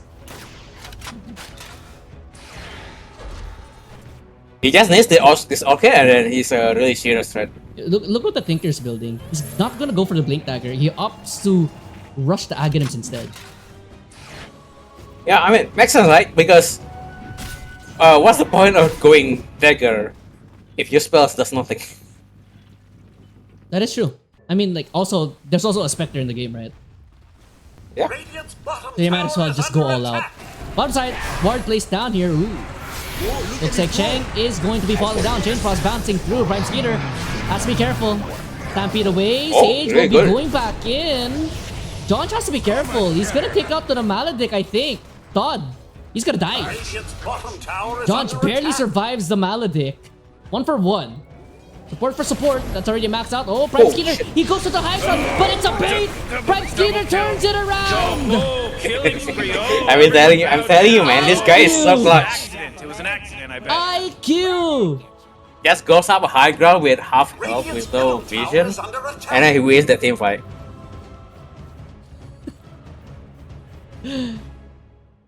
3 for 1. I think this guy just knows his hero's limit really well. That says a lot too. And Bounties. I was So surprised. is he going to did die that. here? He's going Oh to no! Oh, Okay. Prime Skeeter! Okay. I'm sorry. I think I should just shut up now. I think I have a curse. Check I that. said that he knows his IQ? hero's limit, and then IQ. he just dies to fucking neutral creeps. Oh no, Prime Skeeter, you can't be doing that. Oh, they're prepared to dive bottom again. It's Witch Doctor. He saw it. Poor Witch Doctor does have the Radiant's bottom Death tower Ward at is the ready. under attack. They Really do want have to swap. defend this. Oh, walking forward, swap. Oh, actually destroys it. But the push forward, and here comes the last one on the backside. Looks like the jump forward here from Prime Skeeter. Death Ward will get placed down there. They're gonna take down the Axe, they're gonna take down the Lich, and now Jonch all alone here. No swap, nothing available. He gets a turnaround kill though. He will get the kill on the Shang, but he will lose his life for it with this one. 3 for 1 bottom side, and Prime Skeeter. Potoski There catches is- stray. There is an intentional death, Tower by is under attack. Witch Doctor, because it increases his grease. Oh, Miguel is really giving it to Potoski. I mean, I've seen Potoski on the Ursa. Now he has a Battle Fury 14 minutes in. Not too bad on the timing, right? Considering the Yeah, start he average. has. Could be worse. Yeah, he is 4 and 2 actually.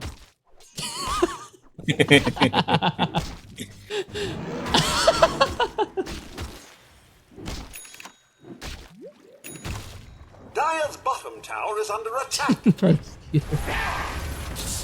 This is a spicy grand final to say the least. Understatement. That The whole time Tika has been chilling, by the way. He has not. He's close to his academy. Dire's middle Let's see tower if he is can do under anything with attack. this. Because so far, the Snapfire has been pretty active. yeah, very active. Second on the net worth, but the Tinker is not too far behind. Only 100 gold down roughly.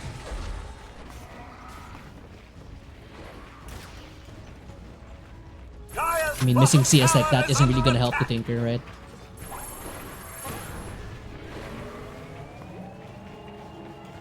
Oh, Cynthia. Oh no. Oh no, no, no. Oh, Vector And again. here comes Skeeter. now. He's Prime Skeeter. Swoops right in, gets a kill, and here comes Miguel. Oh, the Okay, bait, but actually. He can't. He's running around him. Double kill over your Miguel. head, because now it's a mega kill. That's He five. runs Around. laps around the Spectre. There's no I accident mean, rather anymore. the Ursa. This isn't an accident now. Prime Skeeter swoops in. 2 kills Power. for the struggling Spectre. 767. And look at bottom. Then they're moving bottom. They want this bench. Oh, Yang. Oh Yo, my that's a God. big laser. Look at the damage. Huge Another round big chain. They stun, also though. go in on this one. Deathward will be placed down. They will take down the axe. The Deathward will be committed though. Can they get the kill onto Shang? Shang barely alive. How is he still living? There's gonna be another laser going on top. Dodge has to be careful. Sage, he's in the middle 3 of seconds. everything. He Center does have coming. Mortimer's kisses as well. There's gonna be Mortimer's. Looks like Dodge will be falling down. Shang is still alive. The Yeah, I big think forward so. there from Miguel on top of Kill. Yang. Yang will fall down. Double kill right now for Sage. Double kill. Thanks to the Mortimers. And Shang just heals off the damage thanks to the urn and the Voodoo Restoration. 3 for 1 bottom, and so far, it's all Sage. Dire's top tower is under attack. I said is still Miguel has been really impressive on the center. He has been really patient with his stun. Like every time he goes for a stun, it's always impactful.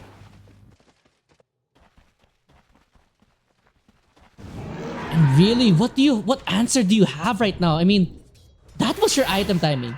That was it. Pick it up, Top side. Mortimer. Oh, that's a Orchid reveal. But look at the Sister Shroud. Ooh, Sister Shroud kept him alive for so Afraid to leave long. your friends to die. Will still fall down. And they're gonna jump forward here. They're gonna get call on top. Magic damage with the lasso. More than enough. Skylar gets yet another kill onto the support Dude. axe. These two guys, man, Bat Rider and Snapfire. He's been all over the map. Their movement assistive is really good right Dire's now. middle tower is under Yeah, and look at the Tinker timing right now. You have the laser with the Agatims now, but what do you have to show for it? All you have to show for this one is a kill on Skyla, essentially, in the bottom lane. After that, you just get jumped on, you get Mortimers. Putowski has yet to join a fight with the Battle Fury. Gonna go for the Blink Dagger next. I think they gotta chill until this Venge got his Aghanim. Very close. And then they got a really strong frontliner. Because before that, I think they're all really squishy, I think. They don't have anyone that can stand in front line. Oh, mid lane, Orchid. mid lane. Frost armor though, they're gonna TP out. Nah. Oh, Holy shit, who am I stunned? Oh my god! Miguel! Stomps on the hearts and dreams of Heiki! Goodness gracious! Yang in the tree line. He will get the kill at the Skyla. Is he gonna live? Chance of Gator, not enough to keep him alive. Yang will fall down and Todd. He goes back in on this one. The swap not enough to save Todd. Holy shit, I'm Todd pissed. swap. Miguel, man, Miguel. Miguel, do they have the damage? Wave of terror? Dire's I think middle Miguel tower is should under live this one, attack. Cookie away, but my goodness, Miguel with a 4-man stomp! They did not have Spectre, I think. I think Spectre got out, Yeah, right? they did not have Sector.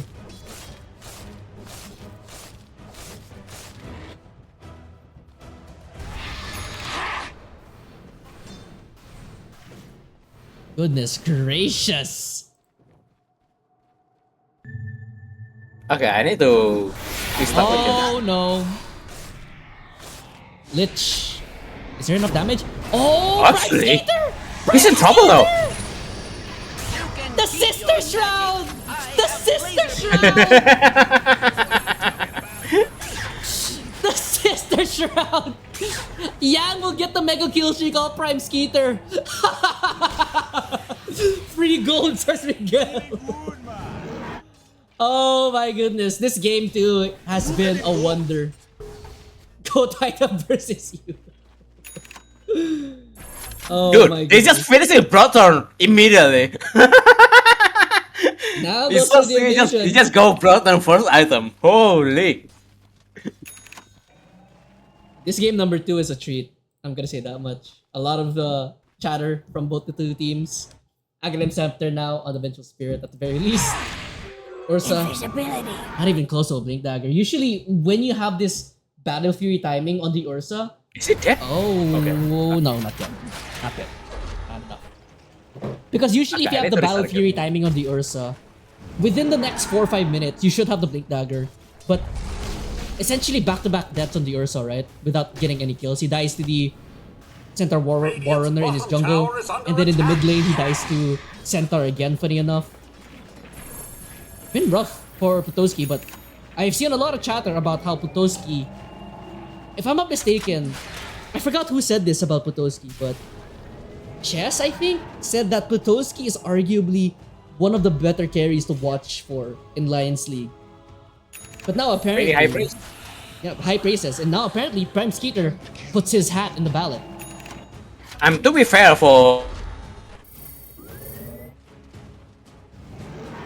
Yeah, Because I have more space to farm. you got cut out. Say that again, yeah. His 2 other cores too greedy. And so he just doesn't have a lot of space to farm. That is true. Tinker is Blink Dagger on the and the Aghanim Scepter. As for the Vengeful Spirit, now the Vengeful Spirit has the Aghanims. So this is where I think, if you're Team Heiki, this is where you start trying to claw back at Radiant's game. bottom tower is under attack. 21 minutes in. I don't know about That's not how you start the comeback. You're gonna get yet another kill, but it looks like Skylar will be dying for this one. Will Scepter consolidates up. I was flying for his But team this should be so Maybe it's not even dead. Guys? I mean, elsewhere, Putoski gets a jump there on the Witch Doctor, but Skylar lives. Dire's top tower is under attack.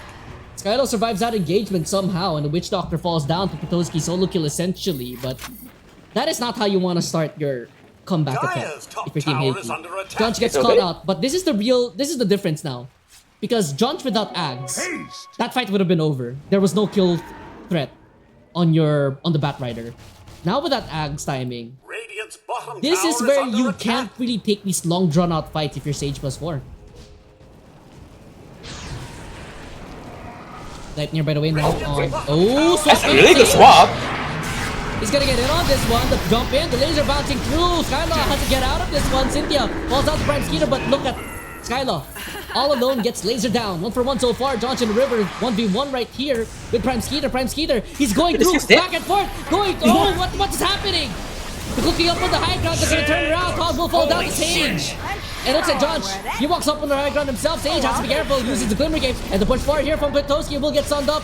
He does not have the enrage just yet. And here comes the Deathmark going through. But the death on top of Josh. Looks like he will get the swap kill. That's godlike shit going by the way of Josh. Sage falls down in this fight. And a double kill for Josh as he just right clicks down Shang. That went way better for Sage than I thought it would be.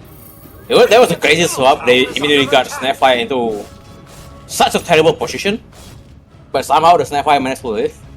Really good saves. Radiant's middle tower I is don't know under why attack. Skylar had no HP. Why did he have next to no HP when that fight started? I'll go back to boss for you.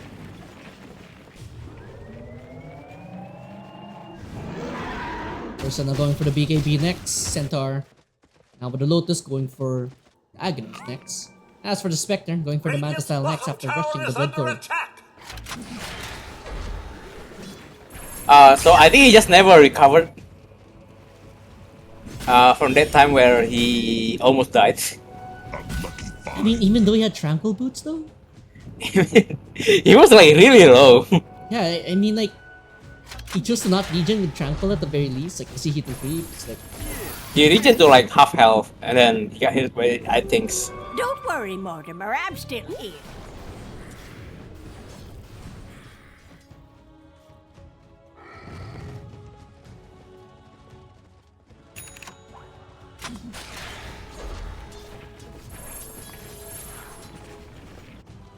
I mean, right now, what do you want to see here from Team Heiki if they want to trying to come back in this game? Probably another item for Ursa. I think the comic potential right now is on Ursa. They smoke. I feel I would have preferred they waited for Ursa BKB before they smoke for this because he's really close to it. They're gonna get a Witch Doctor, but I feel like Very, very dead Witch Doctor off the smoke cap. Chang. I feel they don't care about this. At most, they're gonna get bottom tier 1 tower, which is the most useless tower in the game. Radiant's bottom tower And is under attack. this Witch Doctor is just also getting more money Radiant's with this bottom Grizzlies. tower has fallen.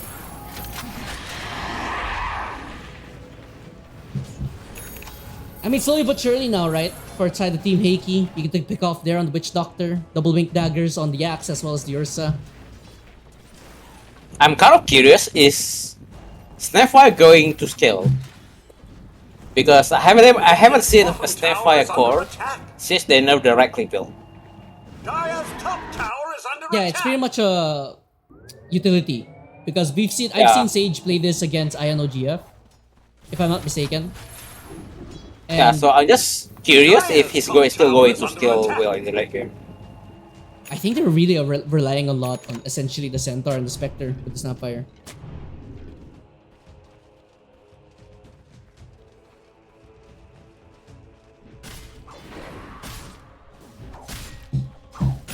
"26 minutes in, 32-25, 8k gold lead here for Sage+4, and I think this is still very winnable for Team Heiki. Yeah, it is. I think this Ursa still has the potential to become really strong. BKB To by carry the this game. Ursa. Oh yeah, that's the timing. Halberd on the Centaur though. I mean, I think they have now the harbor. Oh, they're going for Ursa. Ursa, I mean, he has BKB. yeah, he's gonna TP out on the Spectre. Poking and prodding on the Ursa. I think she might have wanted to try to get BKB out. He has to almost. There was actually a lot of damage onto the Ursa. There was like half his health.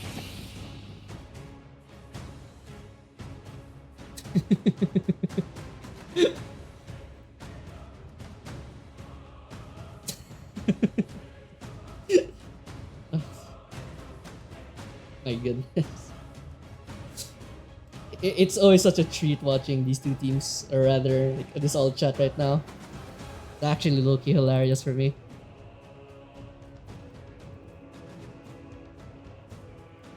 Looking all around right now for both these two teams. Sage+4, 9k gold lead, game number 2. Alright. Nice cover out.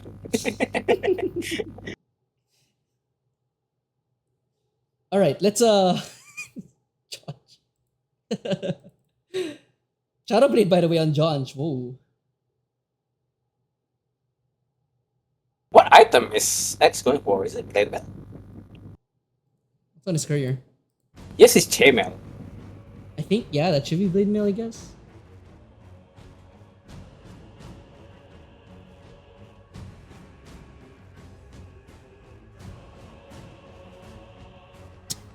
What's going on in the chat? Is this like a is this like a Skittle sad? Is this the kind of conversation happening in Grand Final? I think us plebeians would never understand this.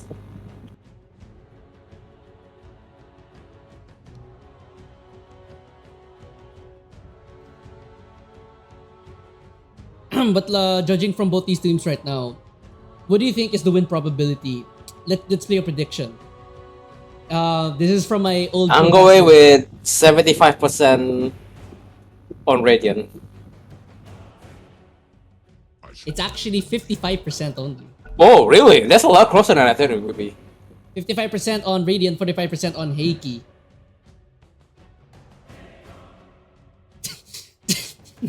Honestly, I thought it would be like 60-40, but as far as I know, the Dota Bluff likes to. They really like Spectre. So whenever a team has Spectre, they put a higher win probability, usually. Yo, suddenly every guy is disconnecting. Crazy concept, right?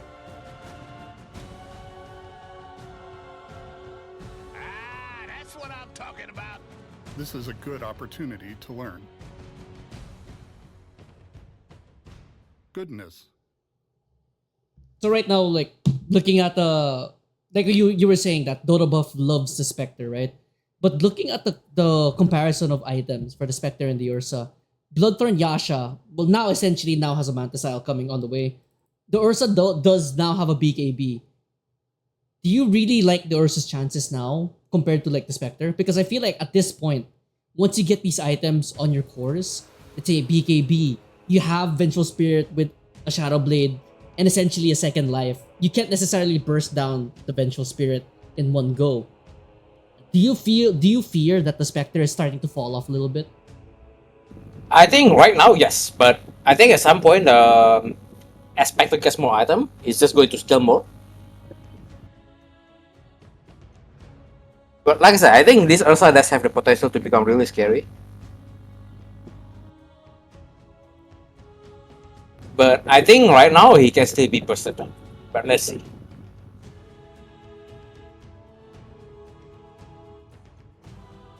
I mean, let's not get ahead of ourselves here. Still a long game to go. I'm really just eyes out right now for the Tinker. I mean, you've seen the impact of the Tinker right now. They're constantly lasering, bringing down enemies to low HP, taking away his their HP, their max HP. Honestly, it feels like he has been doing a lot, but has been having difficulty finishing off people. And Because that's what I feel you're like every supposed time, I feel like every time he lasers someone, everyone that gets lasered, they just back out, and then he cannot chase. to. You know, unless you were Skylaw in the triangle. Okay, that's true.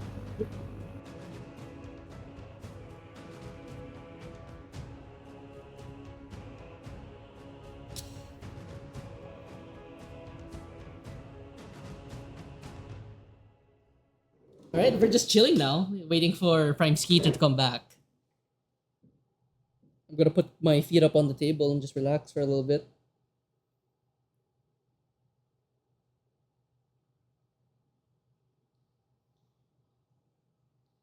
So far, Mau, have you been like which team has impressed you more in the short two games that we've seen? What the hell? Honestly, I feel like Sage has been more exciting for me to watch, and I feel like from what I see, it feels like Team Heiki has usually they have a stronger laning stage, and usually mid game, but something happens in the mid game, and then they just threw that away. Admiral Kitson is freaky, bro. Chat. I'm not gonna even read what you said, bro.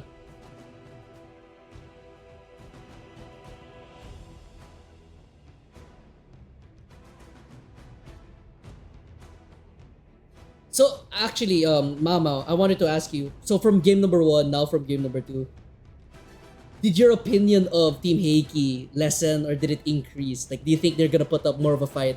Do you think they can have a chance to beat your pick, that being Sage+4?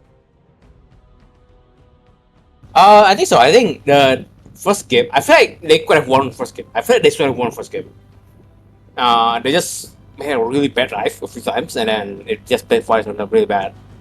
I think at least in the first game, the last strike and the Annas were really excited to watch.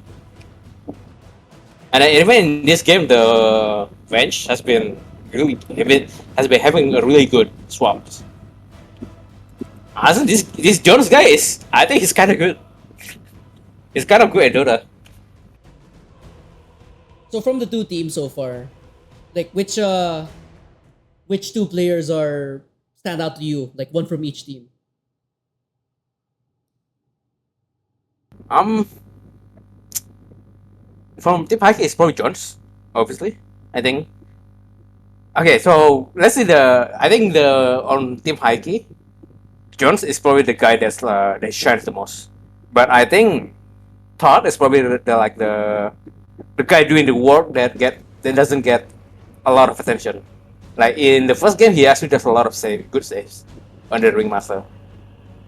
And then on Team Sage is Prime Skitter and Miguel. I think those two are really stable.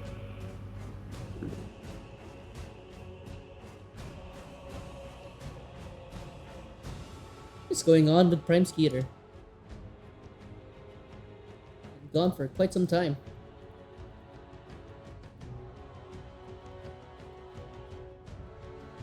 I can DC G4v4. What is he going to do though? Is he going to farm? It's in 2 letters, guys. Tinker out. So I guess Miguel thinks that this Tinker is more scary. Oh. There we go. Back to the ball game. Alright, relaxing is over. Prime Skeeter is now back. Oh, Vance is going Silver Edge, by the way, so there's another threat for Spectre. There's another thing he has to be careful of. I mean, Silver Edge also for the Spectre as well as for the Centaur. In a sense. Yep. Yeah, but this game is really... I mean, 32 to 25, 27 minutes. You could say it's a very high kill game, but right now we're kind of at a dead time. I mean, by this point, honestly, this gold league is honestly kind of meaningless. Yeah, because you're looking at... It might as well net be worth. even right now. That is true. Look at the net worth right now. I mean, the supports on the side of Sage+4, this time it's a different story. The supports are 3k ahead essentially. Miguel gets his smoke broken. I think he's just playing it cool, playing it nice and chill. The side of Team Heiki, Kutoski and Todd, the big boys. Walk right into him. They don't want to engage the Centaur though. That's the last thing you want. Think away there from this- Todd. Don't want to engage this. No, Mortimer, it's not playtime. And not that sort, anyhow. Yeah, Blink Dagger's available though for the Centaur. This center is like, yo, swap me, bro, swap me. Go with me, please. Oh, Sage! Why do you walk up like that? There's gonna be a stampede, there's gonna be a reflection there on the Lotus Orb, and look at the backline. Looks like Sage will take down Cynthia. The Chain Frost will be bouncing around though. And here comes Ursa, the big, bad, scary Ursa. Miguel will get taken down by Patoski. The Death Mark will get placed down. Prime Skeeter, he's more than happy to fight up against Ursa right here. Warp Flare pushes Spectre back. 1-for-1, but you lose Miguel for that one. Could have been worse though for the side of Team Heiki. That could be so much worse. They get the Chain Frost Reflect. But you only lose the Lich. And as for Sage+4, you lose your Centaur. Dude, that was like, what was that from Sage?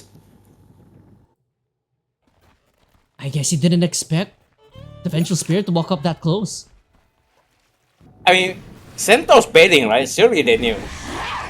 Surely, I don't know. It's so bizarre. This is a very like scary build as well from the Spectre. Scary in the sense like he doesn't really have no the stats. sustain. Exactly, like no stats, no sustain, no health. Yeah, it's even going, what is that thing? Nullifier after. I could see it. It's like a high risk, high reward, right? You just keep going on the Lich over and over and over again. But like, if you get caught out, if you stay too long in the fight, like it does not really help you stay too long in the fight. Also, if this Ursa gets on the Spectre, he has no escape. He has no answer. Tinker closing in on the E-Blade. There it is. Under attack. E-Blade for the Tinker, second in the net worth, and actually, the Tinker should be overtaking the Spectre in just a moment. Mayhaps. Dire's top tower is under attack. Basher now on the Ursa.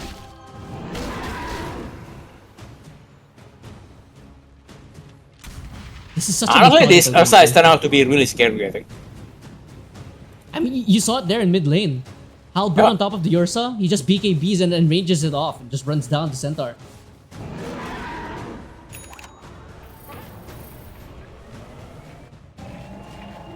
BKB next on the list here for the Tinker.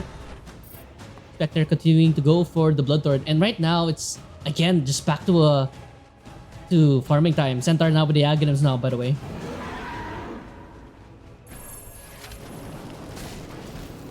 BKB next up here for the Batrider.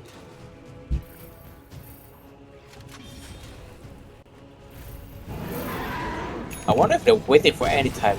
Batrider is going BKB. Snapfire, what is he? What is that? Silver Edge now for the Vengeful Spirit, and here we go, Smoke Gank. And look who's here to catch it. Cheng, Radiant's middle gonna get tower swapped is back. under attack. Deleted. Oh, he actually ate his greedly. Shard on the Witch Doctor, but no chance to use it. He's gonna tank yet another smoke gank. I think if you were on the side of Team Heiki, you could have wanted more from that one. Top side, there's gonna be a warp flare and a laser going on top of Prime Skeeter. He should be fine though. Radiant's middle tower is under attack. The tower falls down. Radiant's The Judge structures are push fortified. forward. Oh, he gets it back with the stun, the double stun from the Centaur to reinitiate. But here comes the cart. He's just bringing him away. Warp flare. Actually, Backside. Oh, Todd falls down to the Spectre. Assassination complete. And the jump back in. There's going to be a swap there on Jones. But Jones is getting kind of around. He will fall down. But there's going to be a second life to blink away though. From Skyla. Prevents that magic missile from connecting. And Miguel. He's a tanky boy. There's going to be a swap back though. Jump forward for the Ursa. Ursa. Does he have the balance for this one? Halberd will go out. But the laser. The warp flare. The stun. Is it enough? Looks like they will take down Cynthia. No, not yet. Cynthia. He's going to survive that. But I spoke too soon. Cynthia will fall down thanks to Sage. But they will take down Miguel at the very least. And the turnaround. The shotgun blast from Sage will bring down Todd. And look at the Tinker. He's left all alone. He's gonna try to fight this one up. But the Spectre beats into the Tinker. 4 for 1. how did Raiden win that fight? Dude, there is some really good in and out by Spectre. I thought that Spectre rather messed up in his initiation. I thought they lost that fight. Dire's top tower is Clearly under he attack. did not mess up hard enough. And now Prime Skeeter is prime for a nullifier. And my packet loss is insane. I'm at 50%. I swear, man. I feel like this team is I'm always wrong about this team. Whenever I say this team is losing, suddenly they just practice it out and then they just win a team fight. Roshan now. On the horizon, Jonch. In the mid lane. It's He going. just- Ooh. Silver Edge saves the day, but look at that. That is so much damage from one jump. And I think that seals the bait. They scanned Roshan too late. Roshan has fallen Prime to Skeeter the picks up graveyard. Aegis. Yeah, there's the Manta Spectre. You do Roche really fast with Manta Spectre. I'll take He that. didn't even use Manta the whole time actually, Mao. Oh really? Oh yeah, I think he used it on the bench. Yeah, he used it on the bench. That is true. No Manta needed for Roshan when you have your friends with you. Power of friendship brings on Roshan. Akama power. The power of anime. Oh, the exchange. Blink exchange. Skylaw trying to get the jump there on top of the Ursa. This guy's Dire's Sky's been making a lot of bottom plays tower this is game. under attack. Dire's bottom tower has fallen. Sage, double cookie, Octarine core as well.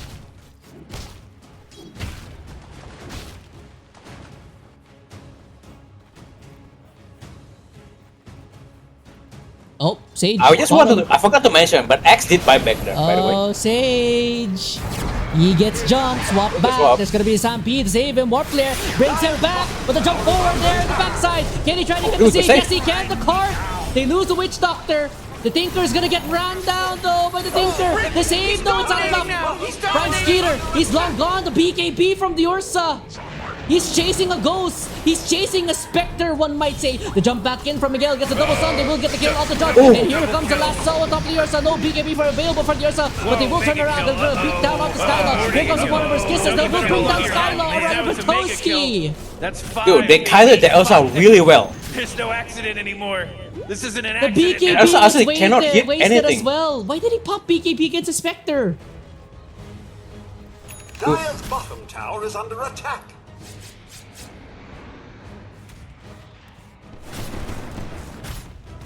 Aegis still Still on has the hand. Aegis. Yeah, Aegis still on hand, Miguel. Dire's Continuing to be a structures are menace. He fortified. saves Sage once again. With the cart. Dire's bottom tower is under attack. Stampede as well to disengage, and then Sage just turns around with the Mortimers. Dire's bottom I think tower Sage is wanted a shrine of wisdom. This is a good He kept opportunity. I'm very 5-step cooking Radiant's the middle tower is under the attack. Spectre out of it.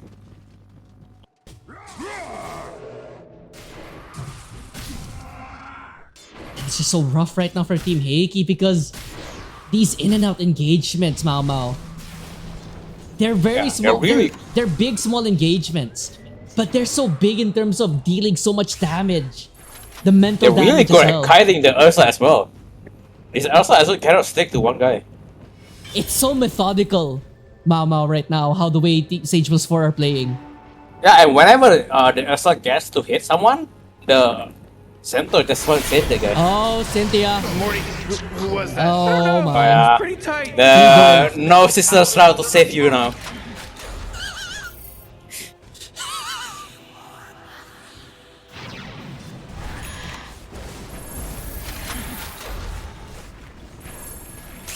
Premski revealing it right now. Oh, mid lane. Oh, the stun. Miguel cannot save Skyla this time. I think he missed Blink there. He blinked to like next to the tree. Oh, jump back in. Miguel will get hit up by the stun though. I don't think this is a good fight for them. There's no Spectre. Use Scepter to stall the axe and oh. Spec.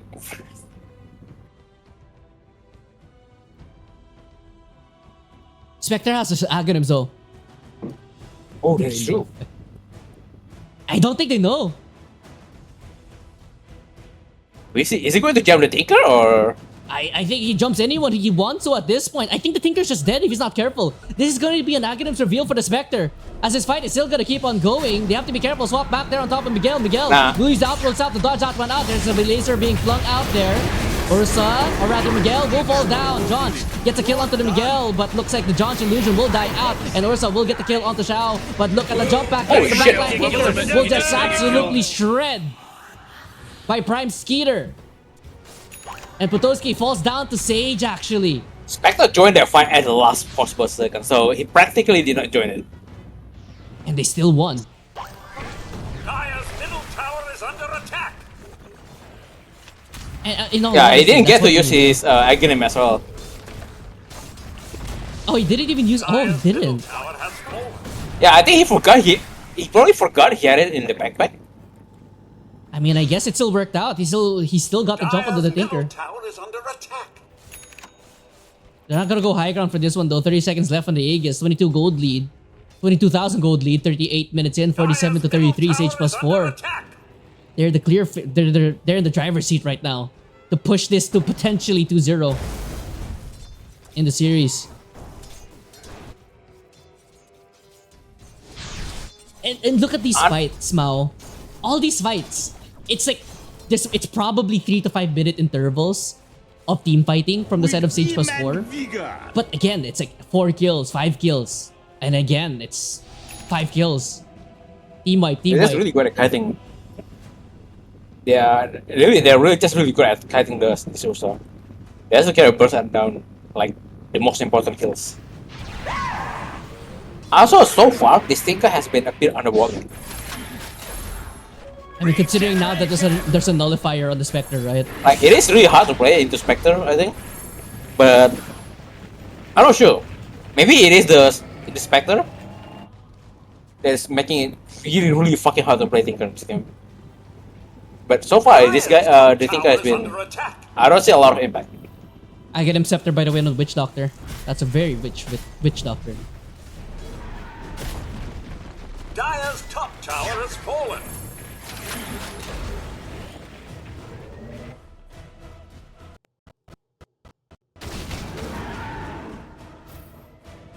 Top side.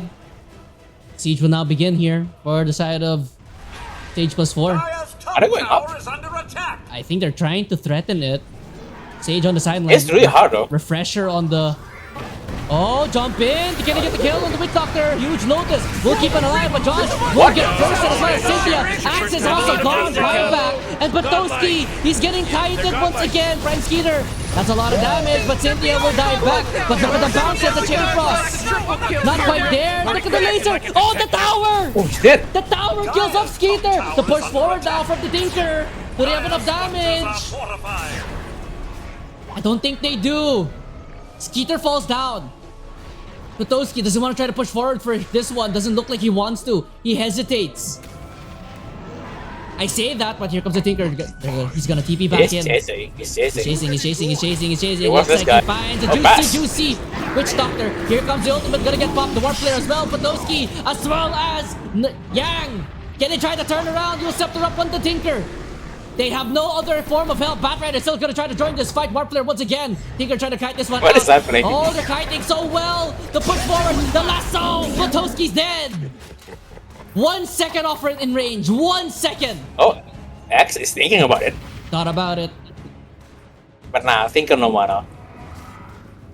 Mana yang mana, bro? This.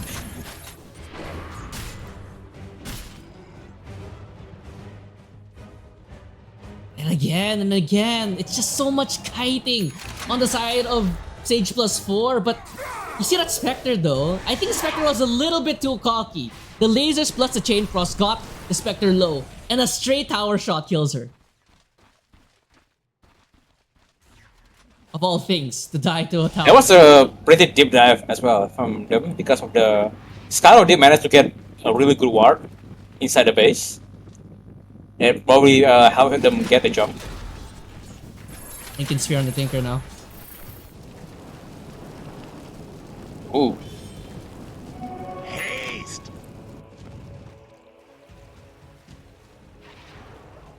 Does Dagon still insta-kill illusion? I've actually seen a few Tinker. Ooh, Skylo! Pasted with the BKB, should be fine. John's still in the area. Can't get the swap back in. Close call. Not close enough.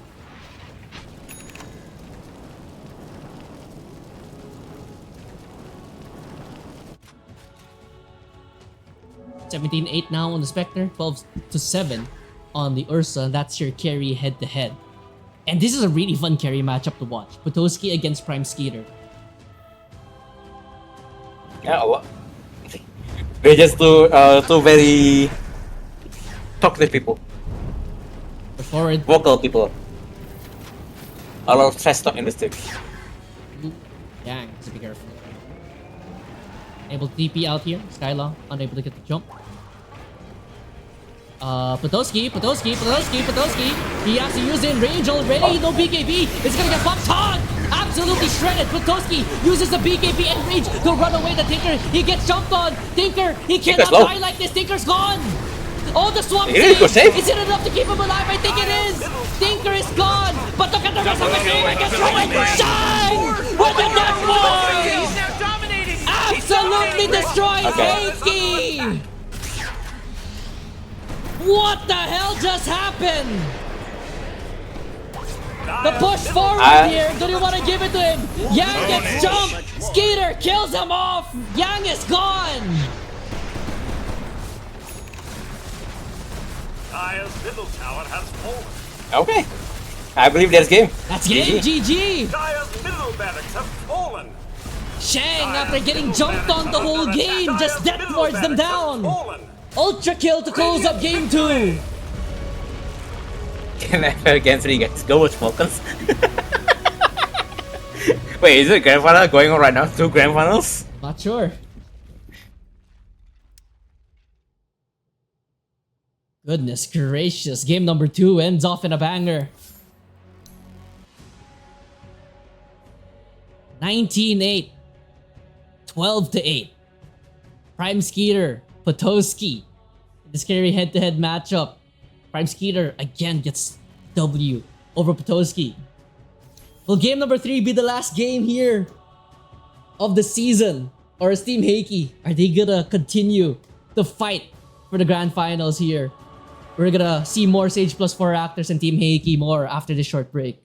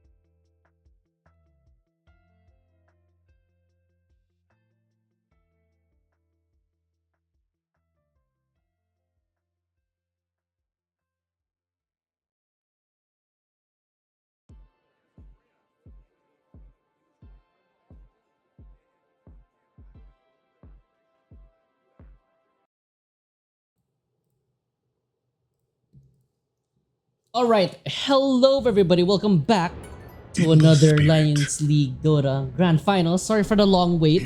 There was a little bit of a problem with the lobby. We couldn't watch the lobby, so I had to ask one of the players to remake the lobby. So they're gonna be all picking here. They already had the hero selected, and we're gonna see what they did select. I saw an Invoker here for Sage+4. That could be a Skylaw special. And yeah, it is a Skylaw special. Team Heiki though, they get the Queen of Pain, they get the Ember Spirit as well. They have the Lina.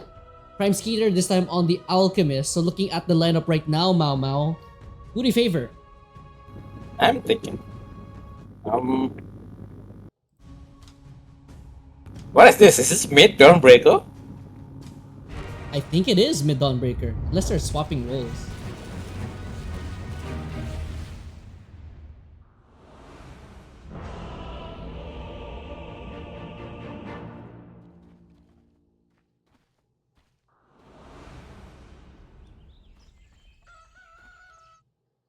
Yeah, unless these guys are swapping roles, that's a mid Dawnbreaker, and that's a +4 Ember.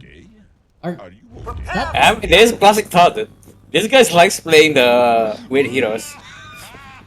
Like even last game he was playing like the post-4 Alright, with that in mind though, Mau Mau, let's introduce these two teams potentially for the final time, because game number 3, we're gonna see if it's a 3-0 victory for Sage+4 if Heiki has still some game left in them. On the Radiant side, it's gonna be Sage+4 once again, Miguel on the Underlord, Skylaw on the Invoker, Sage on the Sniper, Prime Skeeter, Alchemist, Sheng on the Warlock. On the Dire side, that's going to be Team Heiki, Todd on the Ember Spirit, Jonch on the Co-op, Cinti on the Tusk, Patoski, Lina, and Yang on the Dawnbreaker. We're gonna see, is this the final game of Heiki and Sage+4? Will Miguel get his revenge against Platoski? We're gonna be finding out now. Game 3, Lions League. Who do you think is gonna come out on top now, Mau Mau? I'm thinking about it. I feel like in terms of draft, I feel the Team Heiki has stronger draft, has stronger laning. Good try. In the mid game or late game, I feel it's a bit hard for me to read because I'm not used to seeing support Invoker and support Ember Spirit. The battle begins.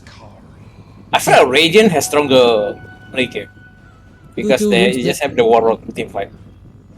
Those keep protecting his creep wave, Miguel. So I guess overall, I'm favoring Radiant right now. Yeah, I would say so. I mean, Team Heiki, they do have the qual. Hold on, Skeeter. Tag team. Skeeter's dead. First blood. They got a kill this time. For the first This time time, in this game. Prime Skeeter This was time. not careful. 3 times the charm. 3 times the charm. Third time is the charm. And again, Jonch gets first blood. Back-to-back games. Wait, where's the map so bright for me? Is it just me? I have no idea, actually. Okay, I'm gonna need to restart this game. Dawnbreaker, I guess. Is it the same for you? Yeah, I see everything. I see. What the hell? But you know, I'm gonna roll with it. It doesn't really matter. It's not like anyone's gonna snipe anyways, right? No. And this time, I'm pretty excited for Team Heiki's lineup. They have Queen of Pain, and this hero has been running rampant in pro play, in pubs, anywhere really. Radiant's Courier gets courier him once has again been here by Todd. killed. But I think we don't see her as post 3 as much though, right? Usually it's like post 1 or post 2. post 2, Or even post 2, post 2 post for- 1, 2, 3 actually. It's been flexed all around. Really? Okay. Yes. I haven't seen it in post 3 a lot. It's essentially the same playstyle, but the only real difference in post 3, I think Blade Mail is a real priority if you're post 3. Okay, interesting. It's probably why he's going to go for as well this game. It is really strong against the Alchemist minus armor. By the way, we get the Skyla special, Invoker post 4. We've seen this in the past in a little known league called Phoenix League. We've seen it there, but this is what I'm excited about. Dawnbreaker mid. I have a friend who I play with who also plays Dawnbreaker mid. It's pretty curious to say the least. It is a pretty strong hero in mid because it's kind of like because you get 6 and then really fast and then you can help on the other lane. You have been denied. Prime Skeeter should be very careful, considering that Yang can literally just tell his team, or rather tell Jonch, blink in, I'll just go on him. That's a real threat for this alchemist. Actually, this sniper is going the ghillie out, the tech aim. Is that what you usually see on core sniper? Yep. I feel like scattershot sniper. I'm not sure. Scattershot sniper is not as good as it anymore. Okay. I think it was a little bit over bloated. Unless you're pos 4, then I could see it work. But like scattershot, it really negates your high ground holding, your base taking. If you That is true. And it does also reduce your farm speed a lot. Yep, it does a lot. Oh, root up. Takes it away. Prime Skater has to be careful. Gets blunked on here by Jaunch. Jaunch, level 2 Shadow Strike. Does have Shang in the area, but oh, the turnaround. That's a long charge. Oh, Sunshine! Oh, he dodged it! Dodges it! Todd! Beautiful, but he will still die. Jaunch pushes forward. He does not have another Shadow Strike. Prime Skeeter should be fine unless he takes out another Shadow Strike going on top of Shang. Shang has Holy to be shit, he's careful, going for Shang. Oh, Jaunch gets a kill on Skeeter, but Shang turns it. I think Morlock still dies though. I believe he is. Or No, he's maybe not. He's not. He has a tango. Okay. Oh, but Skeeter died. And I think he was Jaunch- going to die anyway. Or maybe no, he had the one. Was it on cooldown? I'm not sure. Not sure, but Jaunch, he gets a solo kill XP at the very least, so that's only silver lining from that. Not too bad if you're Jaunch. Could be worse. Could be worse. Actually, he's forward going for again? this guy. No? Actually, this guy's in. They're just Axel's going. bad, maybe? They're just charging at him. Oh, Nah. did you lag? Is that just me, Mama? No. I think it's just you. It's just me, really? Nah, that I think it's sucks. fine on my side. I'm gonna reconnect. It's my mind that's lagging. Well, welcome to the internet. Cool beans, cool sauce. I got disconnected for some freak reason. It's a bro moment. Do you remember who got the first blood? Was George it Queen of got- Pain as well? Yep, Queen of Pain got first blood. Okay. I was like, how is I he am this now rich? Sorry about the slight delay in that one, guys. Anyways, it looks like... Did the Alchemist die? No, the Alchemist did not in fact die. I think. Mid lane, Sage. This Lina is actually not dominating the lane as much as I thought it would be. Top side. You guys be careful. Should be fine though. Dire's structures are fortified. Is it just the underworld matchup? Radiant's courier has been killed. I don't have a lot of experience on this matchup. I'm so- also... I think that Lina should be dominating. She didn't opt to go for the LSA just yet. And I feel that like is that's usually free kills. Like Shard, Snowball, into LSA, guaranteed stun with the tag team, right? Yeah, that is the thing. Usually you go 1-1-3, right? Yep. On carry Lina. Interesting. I think this is relatively greedy, right? Or really greedy.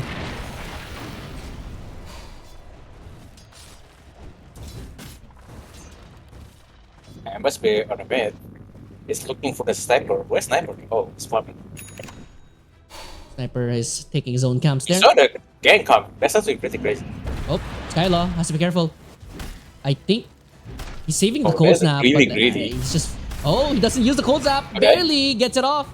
Healing Lotus. Todd running in. Do they have enough damage? Oh, beautiful chain from Todd. And topside, Miguel gets trapped inside the shards, but beautiful Pit of Malice prevents Alino from walking up Dire's top further. tower is under attack. And here comes the sniper. Actually, sniper is here. Oh, Snowball, not enough. Cynthia should be dead here. Firestorm plus the assassinate secures that kill onto Cynthia.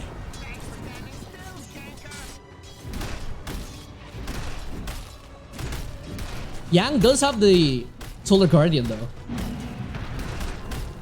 Oh, Okay, can they do? oh, Actually, bottom okay. side. Oh, mid side, sorry.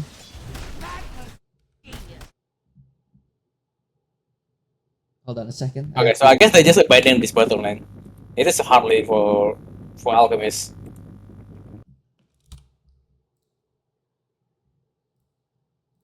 Sorry, I had to change the overlay. It was 0-2. Oh, well, if you guys didn't know, 0-2 is or Sage+4Actors up 2-0 against Team Heiki, best of 5. Do or die game for Team Heiki. And I guess since it is a do or die game now, they just whipped out the Ember Spirit +4, and so far has Oh, has a lot this more guy's impact driving. to jump in, and this is what I was talking about. Solar Guardian in, Assault Sonic There's a Wave. lot of heroes More driving. than enough to kill off Prime Skeeter. Radiant's bottom tower Looks like is they want to under try going attack. for more here. Warlock Dire's middle gets tower chased. is under attack. Will get caught out. Cheng will be joining his alchemist in the grave in just a moment. If you can Actually, see now that I think about it. Miguel Double kill. going in, but look at the fatal bonds doing so much damage. They're gonna get the kill on the dodge. There's gonna be a deafening blast on top of Yang. Yang cannot hit, and he will also fall down to Miguel. Cynthia on the tree line. Shrapnel, tornado catches a glimpse of Cynthia. vision. Cynthia continuing to run away. Yes, the sniper vision. They saw him. Oh. Sage gets yet another kill. Cynthia falls down. I forgot about this matchup, but I also forgot that Dawnbreaker is really hard to play into Invoker. Unless you Invoker has so unless you many have Shard, things right? to cancel. Yeah, Invoker has so many things to cancel the Dawnbreaker shit. I'm pretty surprised with the co-op build as well. Usually, as Queen of Pain, you want to go 3-1-1 to keep up pressure against enemy carries. She opts to go for 2-1-2 though. Old school build. Not really. It's very in between though. So on Razor, usually you go 2 points on static link, right? And then you max the plasma field because by then the lane is already over. And so you just want to keep farming. I imagine it's the same logic here. Upside, Lina. Because Laguna Blade the on top of ultimate is Miguel, on but the here comes lane. the rock getting dropped. And looks like the tornado will catch on to Platoski. Beautiful ice wall as well. Double blood grenade. They really want this kill on the Lina and they'll get it. Sage from all the way in the river secures that one with the assassinate. So 2 dead topside. Meanwhile, on the bottom side, the alchemist will get caught out once again. Radiant's bottom tower At first I was kind of wondering like who's going to make the moves on Radiant, but Skylar on this Invoker has been doing a lot of work. I mean, Skylar Invoker is pretty... is an Invoker to be feared. Probably him and Catnip. Shout out to Catnip, by the way. Him and Catnip have probably one of the best pos for Invokers that I've seen. And it's really hard to make pos for Invoker work, right? Dire's middle tower is under attack. Because sometimes you just really just sit there, cold snap tornado, Yeah, it is eating just people. a hard hero in general. And Skyla has made it. And He makes it look because- easy. I feel like every patch this hero just changes a lot. Sniper bottom lane has to be careful. Farms up the wave. Cynthia and Todd looks like do they want to try going for the sniper? They do have Solar Guardian at the ready. Jonch thinking about this one. Oh, Todd under the board. Sniper hitting away. Places down the board. Sage does not know. Oh, they see the sniper. They see him all the way, and Sage. Dawnbreaker with the Solar Guardian. They also have a nice shards. This is a very, very dead sniper. They don't have a rock to come back. Huge Sonic Wave from Jonch. Miguel takes out Cynthia though. Actually, Support it's still are gonna really cover good. this. Holy shit. Holy moly, wait. How did everyone else die? Sunstrike. Oh, he does Sunstrike as well. Skyla. Sun strikes him down. What just happened? Wait, what? Fatal Bonds plus Firestorm just shredded them. I did not expect that much damage coming from the. I didn't expect it either. What the hell just happened? I mean, Prime Skeeter is still struggling, I guess, but Dire's middle tower is under attack. goodness gracious! It looks so good too with the 3-man Sonic Wave, right? Yeah. I mean, I guess that's the weakness of Jay, this has to Emperor, be right? careful. Cynthia gets turned on. EMP, root with the malice. Cynthia's Oh dead. boy, Once killing again, spree. Cynthia falls down. Miguel now on a killing spree. Team Heiki faltering a little bit here. Top side, Petoski throws out the Laguna Blade, but look who's on the way. Skyla. Turn around, Petoski, juke, jive. Nope. He has to be dead. There's no help. No Nobody has help at TP. all. They're gonna tip him up. The rock gets dropped. Watch out! It's a I kill. just fuck this guy in particular, you know, by his warlock. This warlock just said fuck this guy in particular. 5-1 Yeah, on anyway, the I Warlock. was just saying that I guess this is the weakness of Ember Spirit. After you do the chain combo, you actually don't have a lot of follow-up as a support. He did not even have the Fire Remnant yet for the extra Dire's burst. top tower is under attack. So it took him quite a bit of a long time just to kill that sniper. Yang has to be careful. I've been Cold going Tap for this. will land on top of him. He loses all the mana. Pero Malice God, backside Malice again again. with the round of Atos. They're gonna try to solve this one up. Skeeter, do they have enough stall? No, they do not. Tornado up. Todd in the backline will get hit now. Yeah, Yang will fall down. Todd as well. Will follow into the grave. Cynthia also falls down. 3 dead. Team Heiki, what is happening? Dude, they're just crumbling. This is really hard to watch actually. Dina gets jumped on. Skylar might have been on Holy shit, he just Sunstrike goes through. Assassinate as well. Skylar, he lives. The boy who lived. Okay, man. Oh This like I my know Invoker. goodness. Double chain actually- into the Solar Guardian. Hold on a second. Yang, they finally have an answer potentially as Miguel gets trapped up inside the shards. This is gonna be a killing spree. This is gonna be a huge streak going by way of John. Oh my god, they still How is everyone still dying? holy fuck! Double kill. Wait, how is everyone still dying? Sage double kills them.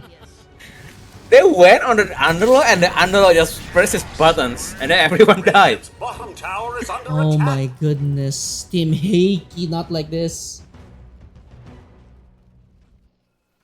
Did they just like sustain or what? I feel like they just died to everything. I mean, look at the side of Heiki. There's no aura builders. Yeah, everyone's close to Dire's Kishi. top tower is under attack. Oh no, oh no. Team Heiki. And then the Dawnbreaker doesn't have a lot of money. It doesn't have money to buy like Aghanim, no Aghanim yet, and no Maze Slayer. Not even a blade mill. Oh, John. Oh, John. Oh, There's look at no the- way it's going to wait, solo wait, kill wait. this guy, right? Oh, the turnaround. Oh, Yeah. John for the blade mill. But it doesn't have Yes, mana. big. Blink away. Successful in doing so. That is the strength of the Queen of Pain blade mill. There's gonna be a pit placed down. Rod of Atos. Chain root on top of the Ember Spirit. Ember Spirit should be fine though. Ooh, look at that blade mill, Queen of Pain, and that is why blade mill and Queen of Pain with bonding yo. is so good. Bro, you don't have.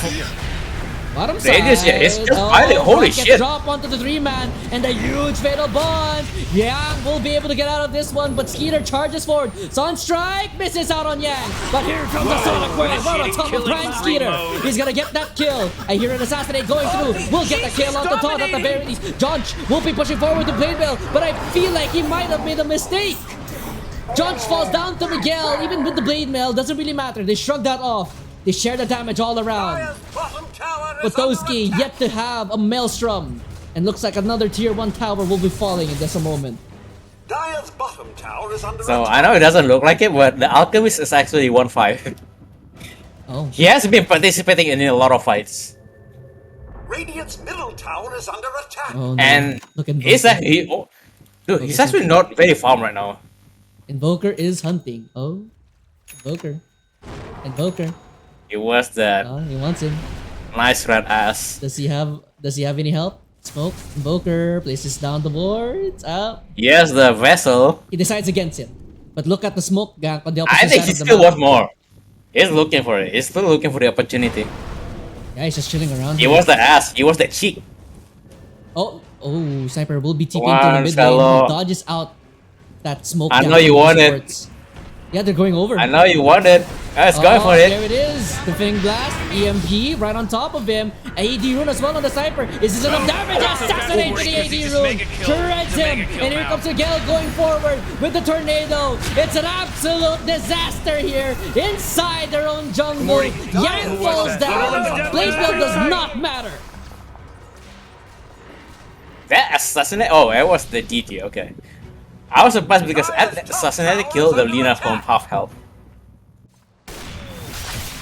Ooh, Blade Mail reflects a little bit of assassinate damage. Not enough to kill him though. Dire's top tower is under attack. But goodness gracious. Oh, topside. Oh, Todd. Dire's structures are fortified. Todd? Oh, he's gonna get caught out. Killing spree. Whoa! Oh, own it. Tip there onto Todd.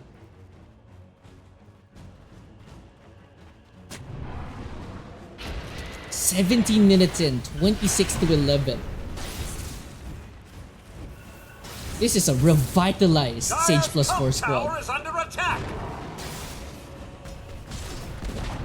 Tier 2 falls Dire's down top topside tower into the is smoke gank fallen. instantly. Yang does not have a Solar Guardian for 50 more seconds. TP in, Todd. Oh, they get the stun. Do they have enough damage? They do have the Sonic Wave out ready. The double chain. The rock gets dropped. They don't have enough for Sonic Wave. Finally gets it off. They will get Prime Skeeter at the very least. But the Quap will get caught out here with the root. Inside the root, do they have enough damage? Yes, they do. Miguel getting hit up right now by Potowski on the Lina. But look at Yang getting free hit by the sniper. The most skilled hero in the video game. Gets a double This is kill. the freest sniper game. Dire's middle tower is under attack. This is looking to be the freest sniper game so far. But it shouldn't be though, Mao Mao. They have a Queen of Plane that can blink on top of him. They have a Dawnbreaker as well. As looks like the Ember Spirit will get caught up. The Chain Root, the Tornado, into the Assassinate. It's painful. I'm kind of wondering if they put this Ember Spirit on mid, will it change anything? Dire's middle tower I is think under it should. Because I think usually when you have Ember Spirit mid, you have a stronger timing and you have a stronger hero that can jump on the Dire's sniper, middle right? tower is under attack. I don't know if that will be the case. I'm just kind of wondering here. I mean, at Because this I feel like right now they just don't have a lot of people to jump on the... I mean, at this point, Sniper. Prime Skeeter is just happy Because to die over and over. I because think that's Queen it. of Pain cannot do it alone. No, she cannot. I mean, she could. She could blink in on top of Sniper, right? I mean, there's a Hurricane Pike now on the Sniper. Yeah, but there's a lot of cover though. There's a lot of teammates covering him, and I think they need more than just Queen of Pain. Oh no. Mr. Tusk will get jumped on. There's gonna be a chain gang right on top, and here comes John fighting in right on top of Skylove with the stun in the backside. Skeeter. He finds Potowski once again. Potowski tries to fight it off, but he's unable to do so. They haven't even got a single kill. Actually, they find Sage in the backline. Hold on a second. Suncheck will be connecting there on top of Todd. 3 for 1 so far. That's a big kill. Is under attack. Yang gets a kill onto the sniper at the very least. The only silver lining in that one. Yeah, the snipe. It was the Dawnbreaker and the Queen of Pain jumping on the sniper, and they got. Honestly, he actually lived for too long. He lived a lot longer than I thought he would be. Dire's bottom tower Lose is 3 under again. attack. Again, Potowski. He's in depression. 1 in 5, mid lane. Yang, EMP, no matter for you, good sir. Prime Skeeter. Okay. He gets That's a a really kill good though. kill. John gets They could go for Skylove. this alchemist. They could. They're gonna push forward. Rooted up though on Oh, the maybe kill not. chain. Double root. Prime Skeeter is gonna try to turn this one around. Quap has to be careful. Does have a blink already. Blinks away, but the fatal bonds. He's dead. Level of a done And look at the turnaround. Here comes Sage TPing in for dead. But Toski is just all alone. He has no movement. Dude, this The dual rockets carry, dropped. double kill. this dual carry lineup has been it's really hard to deal with right now for Team Heiki. They go on the sniper, and the alchemist is cleaning up. They go on the alchemist, and then the sniper is cleaning up, and then they don't get a kills anyway on the alchemist. Dire's middle Miguel tower says under not attack. today. This is really hard. I don't know what to do. I don't know what to do on Team Heiki now. Do they just lose on draft or what? I honestly not sure. Honestly, this is I think it's just this Invoker has been fucking owning. That's an understatement. Dire's middle barracks are under attack. Dire's middle barracks have fallen. Mid racks, 21 minutes in. The Lina doesn't even have Dragonlance. Dire's bottom What is tower this? has Despair. Oh my god, this is rough, yeah. The blink in, Prime Skater! Actually, is this He's still the build crazy for with Lina it! carry? Dawnbreaker goes in! Dawn is almost dead! They're gonna get the chains on Dawn, will die to Prime Skater, but Prime Skater very, very deep, forced half away. Do they have enough sustain? Prime Skater staying alive! He is Yes, I still have enough. good, Dawn! Rooted up, dead! Shang looks like he will be taking the bullet for this one. Actually, Shang is alive! But those We just don't have the vessel. Triple kill for Sage! He's just shooting away! Bang, bang, bang, bang! Ultra kill for Sage! And Sage! There's gonna be some rampage for Sage! GG! Sage Okay. closes it out with a rampage! Radiant 3-0 domination from Sage+4! They just cannot get the vessel timing, so they cannot get. It's invincible. You're cutting out a little bit, Mao.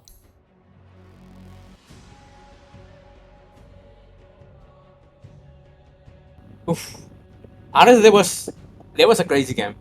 From a crazy game 1 and 2, and then into a stop in game 3.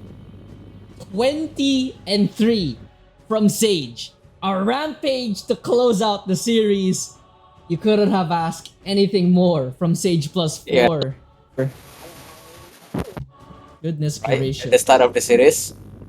And then it ended up being 3-0. I thought they would be able to take one game off at least. Well, clearly, The Sage team is just too good.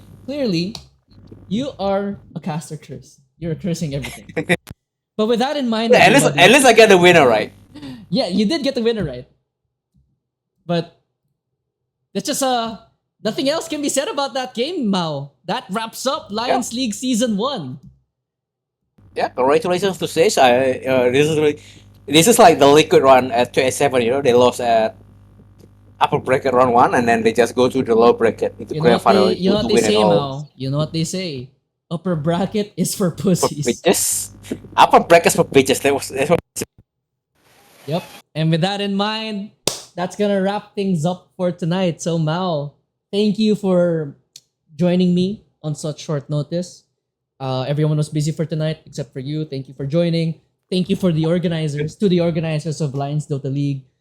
Special shout out to Flygon who really helped accommodate for my messy schedule. Shout out to Bops as well who held down the fort. Shout out to you too, Mao, for casting some of these games. Shout out to everyone in the community. And obviously, shout out to Sage+4 for winning the whole damn thing from the lower bracket. And with that in mind, I'm gonna be signing off. What about you, Mao? Yep, it's really I'm really happy to be able to cast with you at least once. So thank you for that. Pleasure is all mine. And with that, we close a book. We close a book of the chapter of Lions Dota 2 League. And I think a little birdie told me that a phoenix is rising from the ashes. Did you know that, Okay. Mao? Are you gonna be casting as well? Looking forward to your cast, bro. I don't know, but a little birdie told me that a phoenix is rising, and maybe you guys should stick around because Phoenix League just announced that they are accepting team signups for their league. A little shout out to them, but to wrap it up, thank you, Lions.